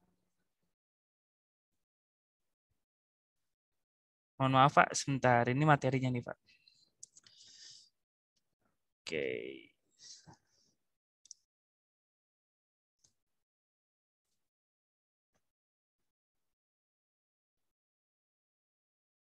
Oke, sudah terlihat ya Pak ya. Nah, sedikit bocoran aja nih Pak. Jadi kita saat ini untuk nasabah CGSMB Sekuritas Indonesia kebanyakan masih menggunakan aplikasi lama. Tetapi kita sebentar lagi akan menggunakan aplikasi terbaru nih Pak. Jadi kita lihat ini aplikasi yang lama Pak. Dan ini aplikasi terbaru dari kita. Jadi the old and the new seperti itu. Jadi kemungkinan Bapak Ibu apabila membuka akun di kami, Bapak Ibu bisa menggunakan aplikasi terbaru dari kami seperti itu. Jadi tadi sudah dijelaskan ya Bapak Ibu ya. Tadi Bapak Ibu bisa melakukan register melalui yang tadi saya sudah sebutkan. Nah, Bapak Ibu tinggal langsung ngisi aja register dan siapin KTP, NPWP, terus buku tabungan. Atau kalau misalnya nggak punya buku tabungan ya nanti Bapak Ibu bisa menggunakan informasi terkait nama lengkap dan nomor rekening seperti itu. Dan tentunya aplikasi tersebut Bapak Ibu pengguna App Store maupun Play Store tentunya bisa di-download ya Bapak Ibu ya. Jadi Bapak Ibu bisa investasi secara mobile seperti itu. Nah, untuk login screen-nya seperti ini ya Bapak Ibu ya. Jadi Bapak Ibu nanti tinggal masukkan saja user ID dan password. Kalau misalnya Bapak Ibu sudah melakukan register sudah selesai semua, nanti Bapak Ibu akan menerima user ID dan password dan PIN Pak, seperti itu yang akan dikirimkan melalui email Bapak Ibu yang terdaftar. Jadi kan tadi sudah disinggung di awalnya bahwasanya Bapak harus memasukkan email dan password ya. Jadi nanti kita akan kirimkan user ID dan password yang Bapak Ibu ketik di awal pertama kali saat register seperti itu. Nah, gunanya untuk user ID dan password gunanya untuk validasi sebelum memasuki halaman transaksi saham di CGSMB iTrade seperti itu. Nah, tentunya yang membedakan adalah aplikasi terbaru kita itu ada tema ya Pak. Mungkin di zaman sekarang, mungkin di smartphone Bapak Ibu saat ini sudah bisa menggunakan mode gelap maupun mode terang, dan kita saat ini sudah bisa menggunakan mode gelap maupun mode terang. Nah, ini tergantung dari Bapak Ibu nih. Lebih enak menggunakan mode gelap atau mode terang untuk mengakomodir preferensi nasabah atau Bapak Ibu dalam kenyamanan pada tampilan aplikasi. Nah, bagaimana sih Mas Wisnu untuk transaksinya? Nah, jadi Bapak Ibu tentunya setelah login untuk di aplikasi baru kita, jadi Bapak Ibu bisa langsung klik trade dan masukkan sahamnya ya Pak. Nah, nanti Bapak Ibu bisa langsung masukkan dan Bapak Ibu bisa melihat harga bid offer yang Bapak Ibu ingin beli. Contoh, di sini Bapak Ibu mau beli saham SIDO, nanti tinggal klik ini. Bapak Ibu tinggal masukkan aja jumlah lotnya berapa, dan di sini masukkan harga seperti itu. Jadi Bapak Ibu bisa mengantri. Kalau ini harga ngantri ya Bapak Ibu. Sorry. Kalau ini harga langsung down ya Bapak Ibu ya. Jadi kalau kita dengar Bapak Ibu pernah dengar Haja Karnan seperti itu. Jadi Bapak Ibu bisa langsung dan transaksinya. Sorry, ini kelewat. Sebentar. Nah, jadi ibaratnya hajar kanan, jadi Bapak Ibu bisa transaksinya langsung dan seperti itu. Nah, di sini Bapak Ibu bisa langsung klik buy. Bapak Ibu bisa langsung klik buy. Lalu di sini ada confirm order Bapak Ibu. Jadi tadi saya bilang Bapak Ibu akan mendapatkan user ID, password maupun PIN seperti itu. Nah, ini untuk validasi untuk kenyamanan Bapak Ibu nih, terutama di portofolio apa sebelum transaksi terkait finansial Bapak Ibu di aplikasi kami seperti itu. Sebentar. Nah, di sini langsung confirm order. Dan Bapak Ibu nanti untuk melihat setelah transaksi ya, Bapak Ibu nanti tinggal klik di sini nih, yang garis 3 ini, lalu nanti ada recent order di sini, bahwasanya Bapak Ibu sudah melakukan transaksi dari match maupun open maupun reject seperti itu transaksinya. Nah, untuk cara jualnya gimana Bapak Ibu? Tentu sama cara jualnya sama seperti melakukan pembelian ya, tetapi perlu diingatkan bahwasanya Bapak Ibu harus mempunyai portofolio saham tersebut. Jadi Bapak Ibu bisa melakukan jual dari saham tersebut. Nah, kalau misalnya Bapak Ibu sudah melakukan transaksi sebelumnya di confirm order ini, jadi Bapak Ibu tidak perlu melakukan masukkan PIN lagi seperti itu, seperti ini ya. Jadi Bapak Ibu tinggal langsung confirm order, dan nanti langsung masuk ke recent order seperti itu. Jadi kalau Bapak Ibu sudah melakukan transaksi sebelumnya yang sudah memasukkan PIN, jadi Bapak Ibu tidak perlu memasukkan PIN kembali seperti itu. Kecuali Bapak Ibu logout lalu login kembali, nah itu nanti harus menggunakan PIN lagi seperti itu untuk pertama kalinya. Nah, Bapak Ibu tentunya bisa melakukan jual beli di menu quote menu ya, buy maupun sell-nya ya. Jadi di sini ada dua perbedaan nih di poin 1 dan di poin 2. Apa sih perbedaannya? Nah, kalau di poin 1 ini Bapak Ibu tentunya bisa membeli saham BNGA. Saham BNGA, tetapi di situ akan cuma ada muncul untuk buy-nya doang. Tapi untuk sell nggak ada gitu. Kenapa bisa seperti itu di menu quote? Karena Bapak Ibu tidak memiliki saham tersebut di portofolio. Sedangkan di poin nomor 2 itu ada saham MPPA. Di situ ada terlampir buy maupun sell. Nah, itu yang membedakannya adalah Bapak Ibu mempunyai saham tersebut di portofolio. Jadi Bapak Ibu bisa menambah dari saham tersebut maupun bisa menjual langsung dari saham tersebut. Tetapi kalau Bapak Ibu tidak mempunyai saham tersebut di portofolio, Bapak Ibu bisa langsung klik buy untuk Bapak Ibu miliki di portofolio untuk saham tersebut.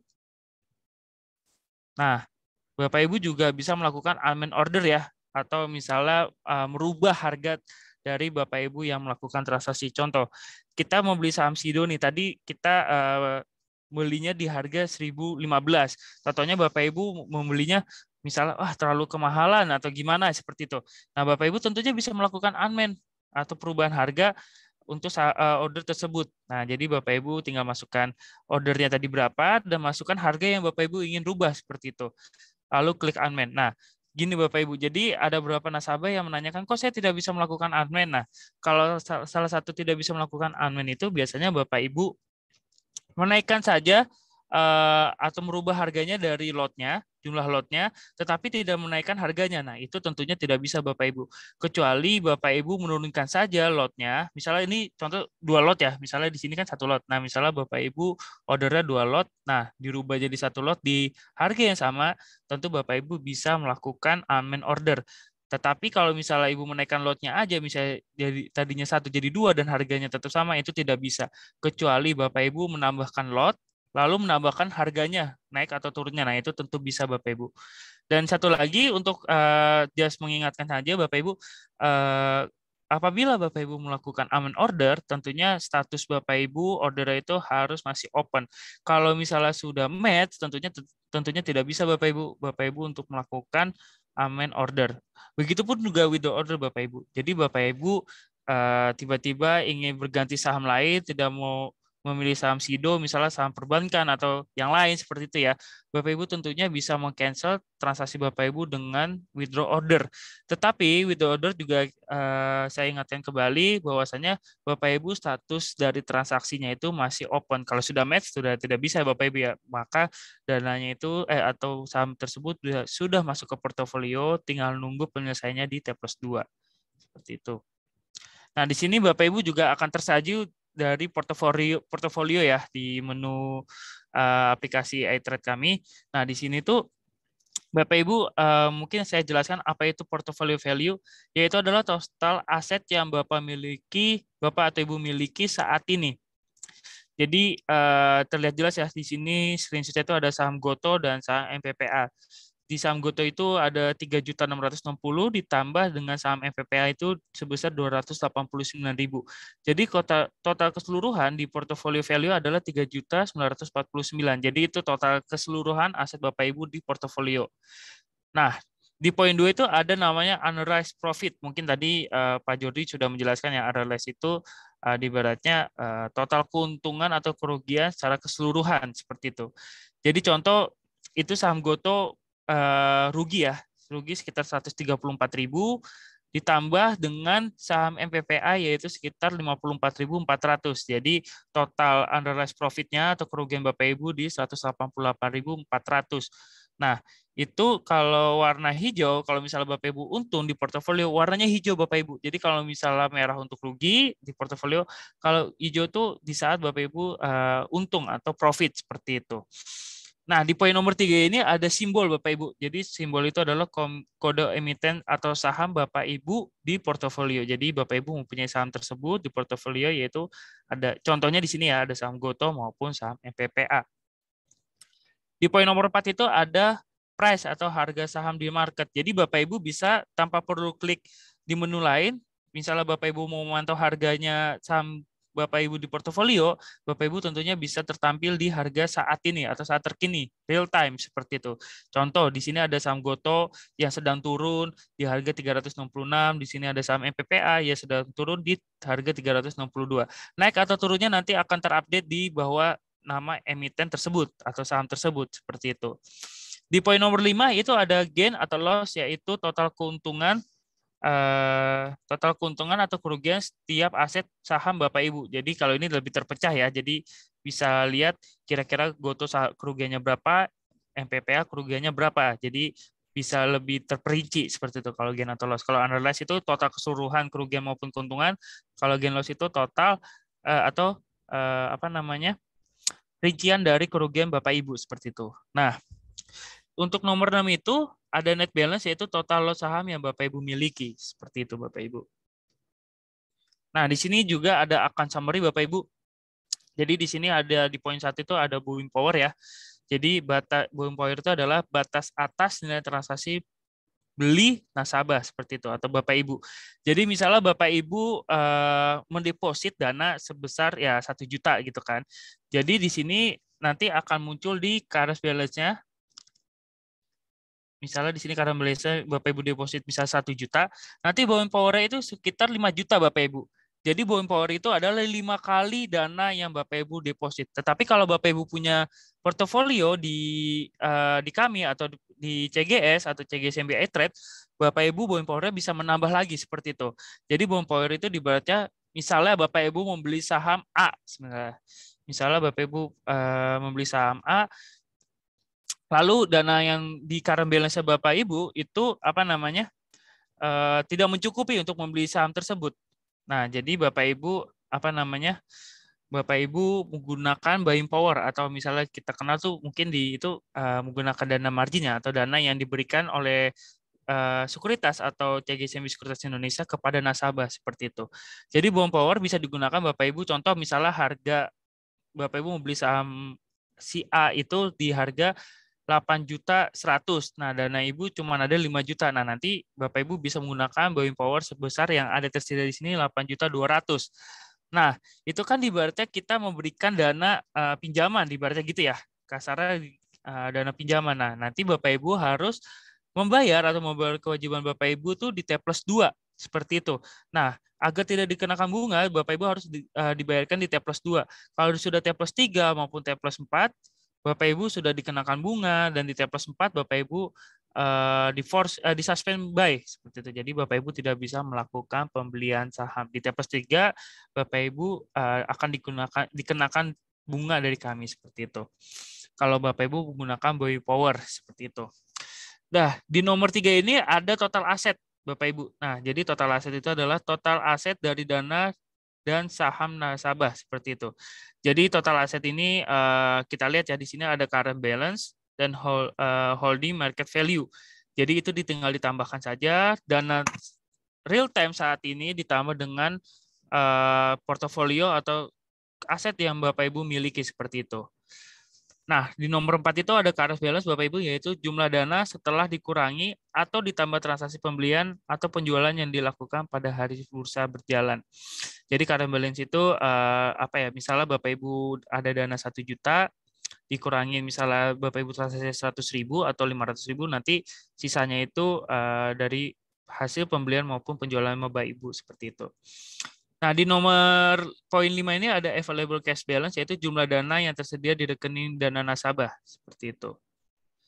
Dan untuk selanjutnya itu nomor 6 ada credit limit, yaitu jumlah limit trading yang dimiliki oleh nasabah. Nah, mungkin saya akan jelasin, banyak Bapak Ibu yang mungkin belum tahu itu apa itu credit limit. Jadi Bapak Ibu misalnya mempunyai dana di RDN itu 500 juta. Tetapi kredit limit Bapak Ibu itu di 300 juta. Bapak Ibu hanya bisa melakukan transaksi itu maksimal atau maksimum itu di 300 juta.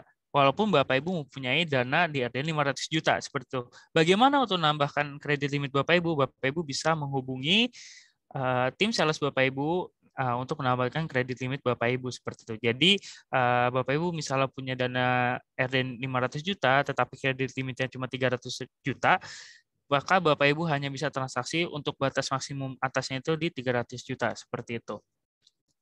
Nah, selanjutnya itu di poin 7 ada open buy Bapak Ibu. Apa itu open buy? Yaitu nilai transaksi beli yang masih belum match pada hari bursa berjalan. Jadi, contoh, misalnya Bapak Ibu tadi membeli saham Sido, misalnya totalnya tadi 900.000 contoh ya, 900.000, atau Bapak Ibu membeli saham BNGA, Bank CMB Niaga, misalnya tadi satu lot misalnya 900.000 contohnya. Nah, nanti kan ada muncul statusnya open ya. Open ya. Nah, di situ nanti kalau open itu berarti kan belum match, berarti harga Bapak itu belum done di harga tersebut. Nah, nanti akan muncul di sini. Contoh misalnya 900.000, maka di sini ada muncul 900.000 seperti itu. Maupun di poin selanjutnya tuh ada open sale juga, yaitu nilai transaksi jual yang masih belum match pada hari bursa berjalan. Jadi sama aja ya Bapak Ibu ya. Apabila Bapak Ibu melakukan penjualan maupun pembelian, nanti akan muncul di open buy maupun sell yang belum match atau statusnya di order saya itu masih open seperti itu. Nah, di poin 10 itu ada buy ya Bapak Ibu ya, yaitu nilai transaksi beli yang sudah match pada hari bursa berjalan. Nah, ini beda lagi nih ceritanya. Kalau misalnya tadi statusnya masih open, nah kalau sudah match, berarti Bapak Ibu transaksinya sudah masuk ke portofolio. Maka seperti ini munculnya. Di sini ada 2.746.200 perak, berarti transaksi Bapak Ibu sudah match seperti itu. Nah, di sini nanti bertanya, kapan Mas Wisnu untuk hilangnya di buy ini? Setelah T+2. Penyelesaiannya karena dari bursa T+2, maka nanti untuk di fitur buy ini akan menghilang setelah transaksi Bapak Ibu sudah diselesaikan di T+2 seperti itu. Dan di poin 11 itu ada for sale, yaitu nilai outstanding yang sudah T+4 dan perlu dijual seperti itu. Nah, selanjutnya itu ada menu cash withdraw ya Bapak Ibu ya, atau penarikan dana yang biasa kita kenal. Fasilitas ini untuk instruksi penarikan dana yang ada di RDN. Jadi Bapak Ibu bisa melakukan pengajuan penarikan dana setiap hari bursa pukul 8 pagi waktu Indonesia Barat sampai dengan jam 9.30 pagi seperti itu. Dan dana akan masuk di hari yang sama saat melakukan penarikan seperti itu. Jadi misalnya Bapak Ibu melakukan penarikan dana pada jam yang tadi kita sudah sepakat jam 8 sampai jam 9.30, maka dananya akan masuk ke pada siang harinya atau setelah jam makan siang seperti itu. Tetapi apabila Bapak Ibu melakukan penarikan setelah 9.30, maka dana Bapak Ibu akan kami proses di keesokan harinya, dan bahkan di withdraw historinya status Bapak Ibu itu masih pending karena kita akan memprosesnya di keesokan harinya. Keesokan hari di hari bursa. Contoh, Bapak Ibu melakukan penarikan di hari Jumat, maka dananya akan masuk tuh di hari Senin atau akan kita prosesnya di hari Senin. Begitu dengan ini berbeda. Begitu dengan Bapak Ibu melakukan deposit. Contoh, Bapak Ibu melakukan deposit ke nomor RDN. Di sini nanti Bapak Ibu akan mendapatkan nomor RDN ya. Di email maupun dari portofolio Bapak Ibu bisa melakukan lihat RDN. Nah, cut off time dari Bapak Ibu deposit RDN Bapak Ibu itu kita sampai batasnya di jam 15 waktu Indonesia Barat. Setelah itu Bapak Ibu akan kami proses dananya keesokan harinya di hari bursa seperti itu. Jadi kemarin banyak banget nasabah-nasabah atau Bapak Ibu yang bertanya, kok dana saya belum masuk gitu. Setelah kami cek, Bapak Ibu melakukan deposit dana RDN itu setelah atau jam 15.00 waktu Indonesia Barat. Jadi akan kita prosesnya keesokan harinya karena sudah cut off time seperti itu. Nah, Bapak Ibu yang tadi bisa tadi Pak Jordi udah singgung, Bapak Ibu bisa melakukan analisa teknikal ya di aplikasi kita ya. Jadi Bapak Ibu bisa melihat pergerakan suatu saham itu dalam 1 hari, 2 hari, 1 bulan, 6 bulan, 1 tahun, bahkan sampai 2 tahun seperti itu. Jadi kira-kira chartnya dari saham tersebut gimana sih pergerakannya, apakah uptrend maupun downtrend, Bapak Ibu bisa memutuskan dengan analisa teknikal. Nah, Bapak Ibu yang senang analisa teknikal nih, Bapak Ibu kita sudah siapkan untuk beberapa indikator yang Bapak Ibu bisa gunakan seperti moving average, time series forecast, builder smoothing, Bollinger Bands, accumulation distribution, bahkan average true range seperti itu. Jadi Bapak Ibu bisa menggunakan beberapa indikator untuk analisa teknikal. Nah, di sini juga kita akan siapkan menu favorit ya Bapak Ibu ya. Yaitu Bapak Ibu bisa menambahkan kira-kira saham mana yang Bapak Ibu pengen gunakan gitu atau Bapak Ibu ingin pantau nih sebelum Bapak Ibu mau beli. Jadi Bapak Ibu bisa ke watchlist, lalu ke my favorite dan Bapak Ibu bisa klik ditambah ini. Nanti Bapak Ibu tinggal masukkan sahamnya yang Bapak Ibu ingin masukkan, lalu nanti Bapak Ibu bisa akan tetapi seperti ini sahamnya. Nah, di sini ada saham Bukalapak, Goto, Pure, dan saham BNG atau Bank CMB Niaga. Dan Bapak Ibu tentunya bisa melakukan penghapusan nih, misalnya udah penuh nih yang favoritnya. Tentunya Bapak Ibu bisa langsung hapus dari menu favorit dengan klik tanda panah yang ke kanan ini. Nanti akan muncul pop-up bahwasanya Bapak Ibu ingin melakukan remove saham tersebut di menu favorit. Baik, terima kasih Bapak Ibu. Mungkin ini penjelasan saya dari PowerPoint ya. Nanti saya akan kasih visual nih cara bagaimana menggunakan aplikasi secara langsung nih. Nanti saya akan share screen dari mobil ya. Misalnya kira-kira Bapak Ibu sudah kebayang nih transaksinya bagaimana seperti itu. Jangan lupa Bapak Ibu untuk memfollow sosial media kami karena nanti akan banyak banget informasi-informasi penting terkait pasar modal dan event-event kita termasuk ke Bapak Ibu. Jadi nanti ada kelas pasti kalau misalnya Bapak Ibu sudah jadi nasabah kita. Dan kita di Instagram juga ada live ya. Jadi kira-kira ngomongin tentang update market dan bisa jadi rekomendasi Bapak Ibu untuk membeli saham, yaitu di situ ada event namanya BTS, berita tentang saham dari jam 8 sampai jam 8.30 seperti itu. Jadi jangan sampai kelewatan ya Bapak Ibu ya. Sangat disayangkan banget kalau Bapak Ibu melewatkan event-event kita seperti itu. Nah, mungkin saya akan share screen untuk penggunaan dari mobil kita. Ya, jadi Bapak Ibu bisa lihat langsung ya caranya seperti apa. Nah, seperti ini Bapak Ibu untuk aplikasi mobile. Jadi tampilannya lebih fresh ya. Coba masukkan user ID-nya dan masukkan password-nya. Nah, seperti ini Bapak Ibu. Nah, di sini juga ada berita-berita ya. Update berita terkini terkait seputar market atau sentimen dari beberapa emiten. Jadi di sini ada berita-berita menarik tentunya Bapak Ibu. Dan di sini IHSG cenderung turun ya, sekitar turun lumayan dalam yaitu di 1,12%. Nah, di sini ada volume, ada value, ada cash map seperti itu. Jadi Bapak Ibu bisa melihat secara keseluruhan nih. Seperti itu. Nah, tadi ini watchlist ya. Jadi misalnya Bapak Ibu ingin menambahkan, seperti contoh yang tadi saya terangkan. Jadi misalnya Bapak Ibu pengen beli saham atau menambahkan Unilever. Misalnya, nah di sini ada pemberitahuan pop-up bahwasanya Bapak Ibu sudah menambahkan saham Unilever seperti itu. Di sini watchlist. Di sini ada code juga. Nah, kebetulan di akun tersebut tidak ada saham Unilever. Tentunya Bapak Ibu bisa melakukan pembelian di sini. Nah, yang tadi saya masuk di sini ada harga antrian ya. Jadi Bapak Ibu bisa ngantri di harga Bapak Ibu inginkan seperti itu. Contohnya Bapak Ibu mau beli ini kan langsung di harga hajar kanan ya. Nah, di sini Bapak Ibu bisa langsung klik di sini. Nah, tinggal masukkan 1 lot ya. Contoh karena ini marketnya sudah tutup jadi mungkin bisa ke reject nih Bapak Ibu. Nah, di sini tinggal masukkan buy. Nah, di sini tinggal masukkan PIN-nya buat validasi sebelum melakukan order. Sebentar, ini ada salah password.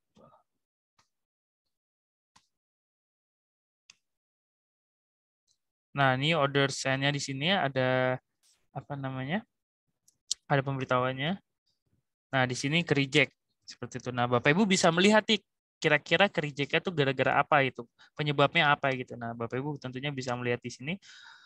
Alasannya ada order price is not equal to close price seperti itu. Jadi Bapak Ibu bisa lihat bahwasannya itu bukan harga penutupan dari saham Unilever seperti itu. Karena kita sudah di jam 3:10 ya. Mungkin marketnya sudah tutup seperti itu Bapak Ibu. Nah, seperti itu Bapak Ibu. Nah, di sini Bapak Ibu bisa melihat portofolio ya. Di sini ada portofolio. Nah, kebetulan di sini tidak ada sahamnya ya. Di sini ada account summary yang tadi saya bilang. Nah, yang tadi saya bilang, misalnya Bapak Ibu tadi mendeposit sebesar 1 juta, contoh. Misalnya Bapak Ibu deposit sebesar 1 juta, atau ini 200 deh.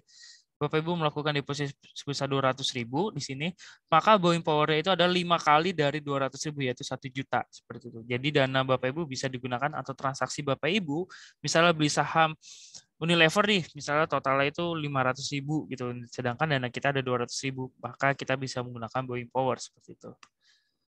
Di sini ada menu withdraw ya, jadi ini ada nomor RDN-nya, Bapak Ibu bisa melakukan transfer ke nomor ini untuk mendeposit dana Bapak Ibu biar masuk ke RDN seperti itu. Nah, di sini ada withdraw history ya, Bapak Ibu. Nah, di sini ada tertera juga nih. Jadi Bapak Ibu apa ya dibuatnya, ada historinya Bapak Ibu melakukan penarikan maupun melakukan deposit di sini secara jelas.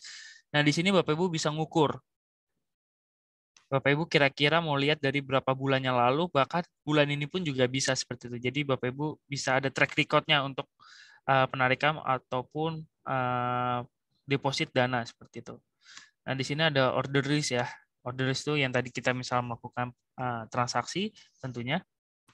Dan di sini ada order tracker juga. Nanti Bapak Ibu bisa melihat kira-kira Bapak Ibu urutan keberapa gitu. Nanti ada order ID-nya. Di sini ada order summary seperti itu. Nah, di sini ada lebih jelas ya Bapak Ibu ya. Coba kita ganti tema dulu nih Bapak Ibu. Nah, untuk tema gelap seperti ini, tentunya Bapak Ibu bisa menggunakan. Tergantung Bapak Ibu, kenyamanan Bapak Ibu untuk bertransaksi seperti apa. Kalau saya sih, kalau menurut saya, kalau saya lebih milih yang terang seperti itu. Nah, seperti ini, lebih jelas. Nah, seperti ini tampilannya Bapak Ibu. Di sini ada running trade. Bentar, belum keklik ini. Running trade. Sebentar.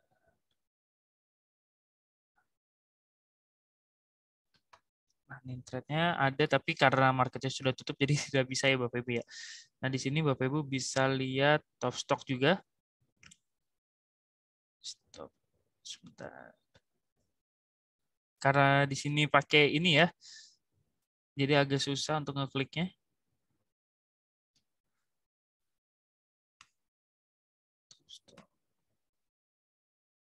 Sebentar.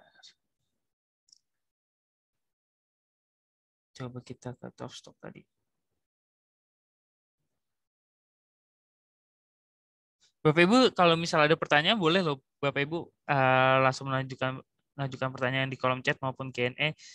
Kira-kira apa yang mau ditanyain dari aplikasi terbaru kami, karena nanti kemungkinan Bapak Ibu akan mendapatkan aplikasi terbaru dari kami seperti itu. Nah, di sini ada newsnya ya, jadi Bapak Ibu bisa sambil baca-baca nih kira-kira sentimennya seperti apa, kayak KB Pharma bakal bagikan dividen, nanti Bapak Ibu bisa mendapatkan informasi penting di sini dalam satu genggaman dan satu platform seperti itu. Nah, ini untuk di mobile ya Bapak Ibu ya. Di sini ada withdraw juga, tadi sudah saya jelaskan. Di sini ada trade. Nah, trade ini untuk Bapak Ibu melakukan pembelian atau penjualan seperti itu. Nah, mungkin langsung sesi pertanyaan aja ya Bapak Ibu ya. Nah, ini untuk terkait apa namanya aplikasi mobile ya. Jadi seperti ini gambarannya. Mungkin langsung sesi pertanyaan aja Bapak Ibu. Mungkin ada yang ingin bertanya Bapak Ibu terkait platform dari CGSMB.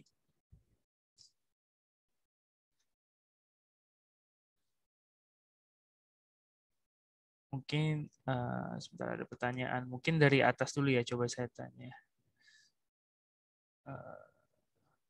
Pak Wisnu, apakah ada fee bulanan dan biaya real time market? Apakah kita harus memenuhi minimum trading dari Bapak Satrio Soehartoko?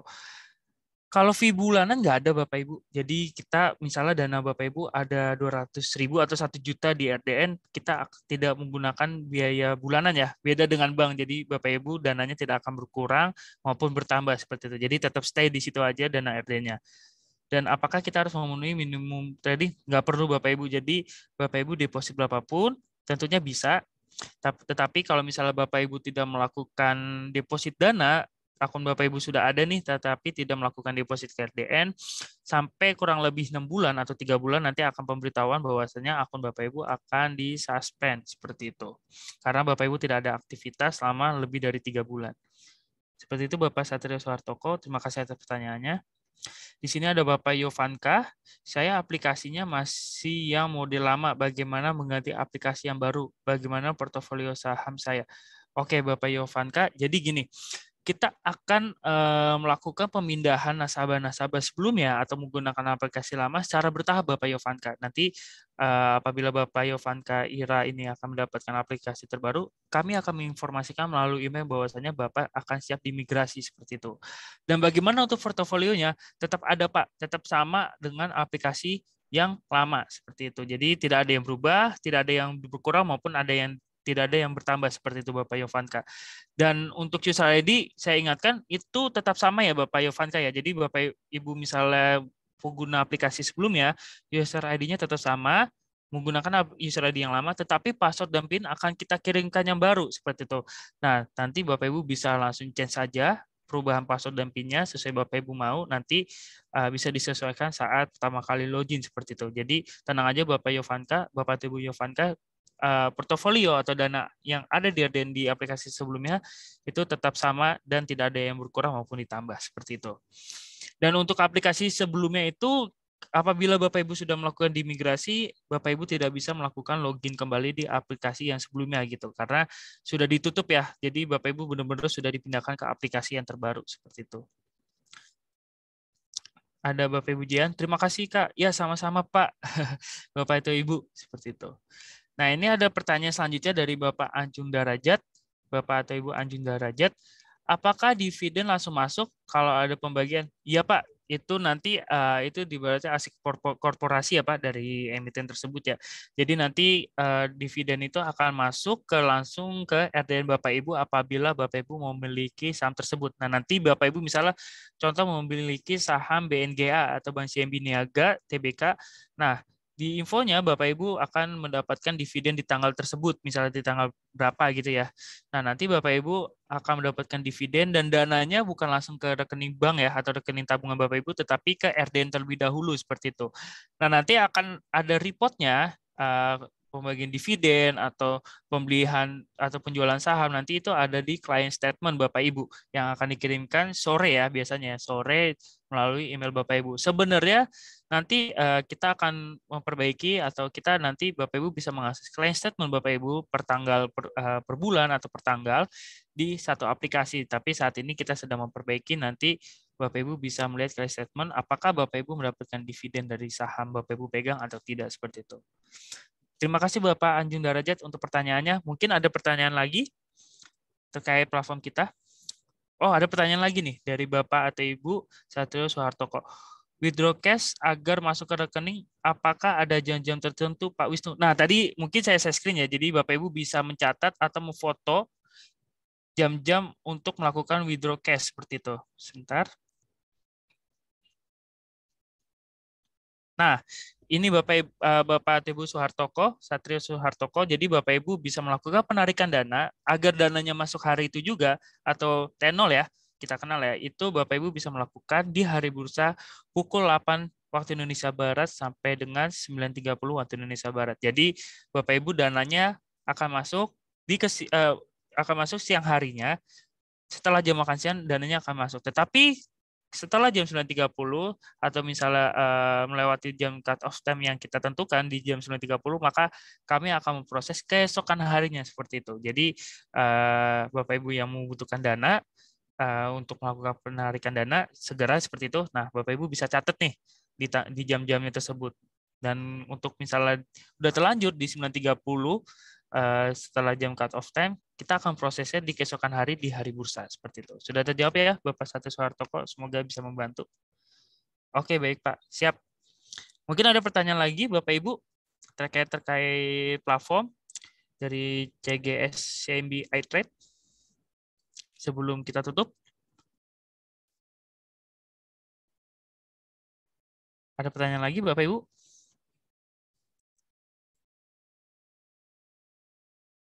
Mungkin dari Facebook, dari live Facebook mungkin ada pertanyaan.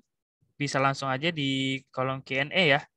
Nggak usah malu-malu karena ini Bapak Ibu bisa menggunakan apabila Bapak Ibu melakukan pembukaan akun di kami seperti itu. Baik, sepertinya sudah tidak ada pertanyaan lagi ya Bapak Ibu ya. Mungkin terima kasih atas waktunya Bapak Ibu dari tadi 1:30 sampai hampir 3:30 atas waktunya. Terima kasih. Semoga apa yang kita pelajari hari ini bermanfaat untuk Bapak Ibu yang ingin melakukan investasi di pasar modal terutama di saham. Baik, terima kasih Bapak Ibu. Selamat sore. Terima kasih atas waktunya. Selamat investasi Bapak Ibu.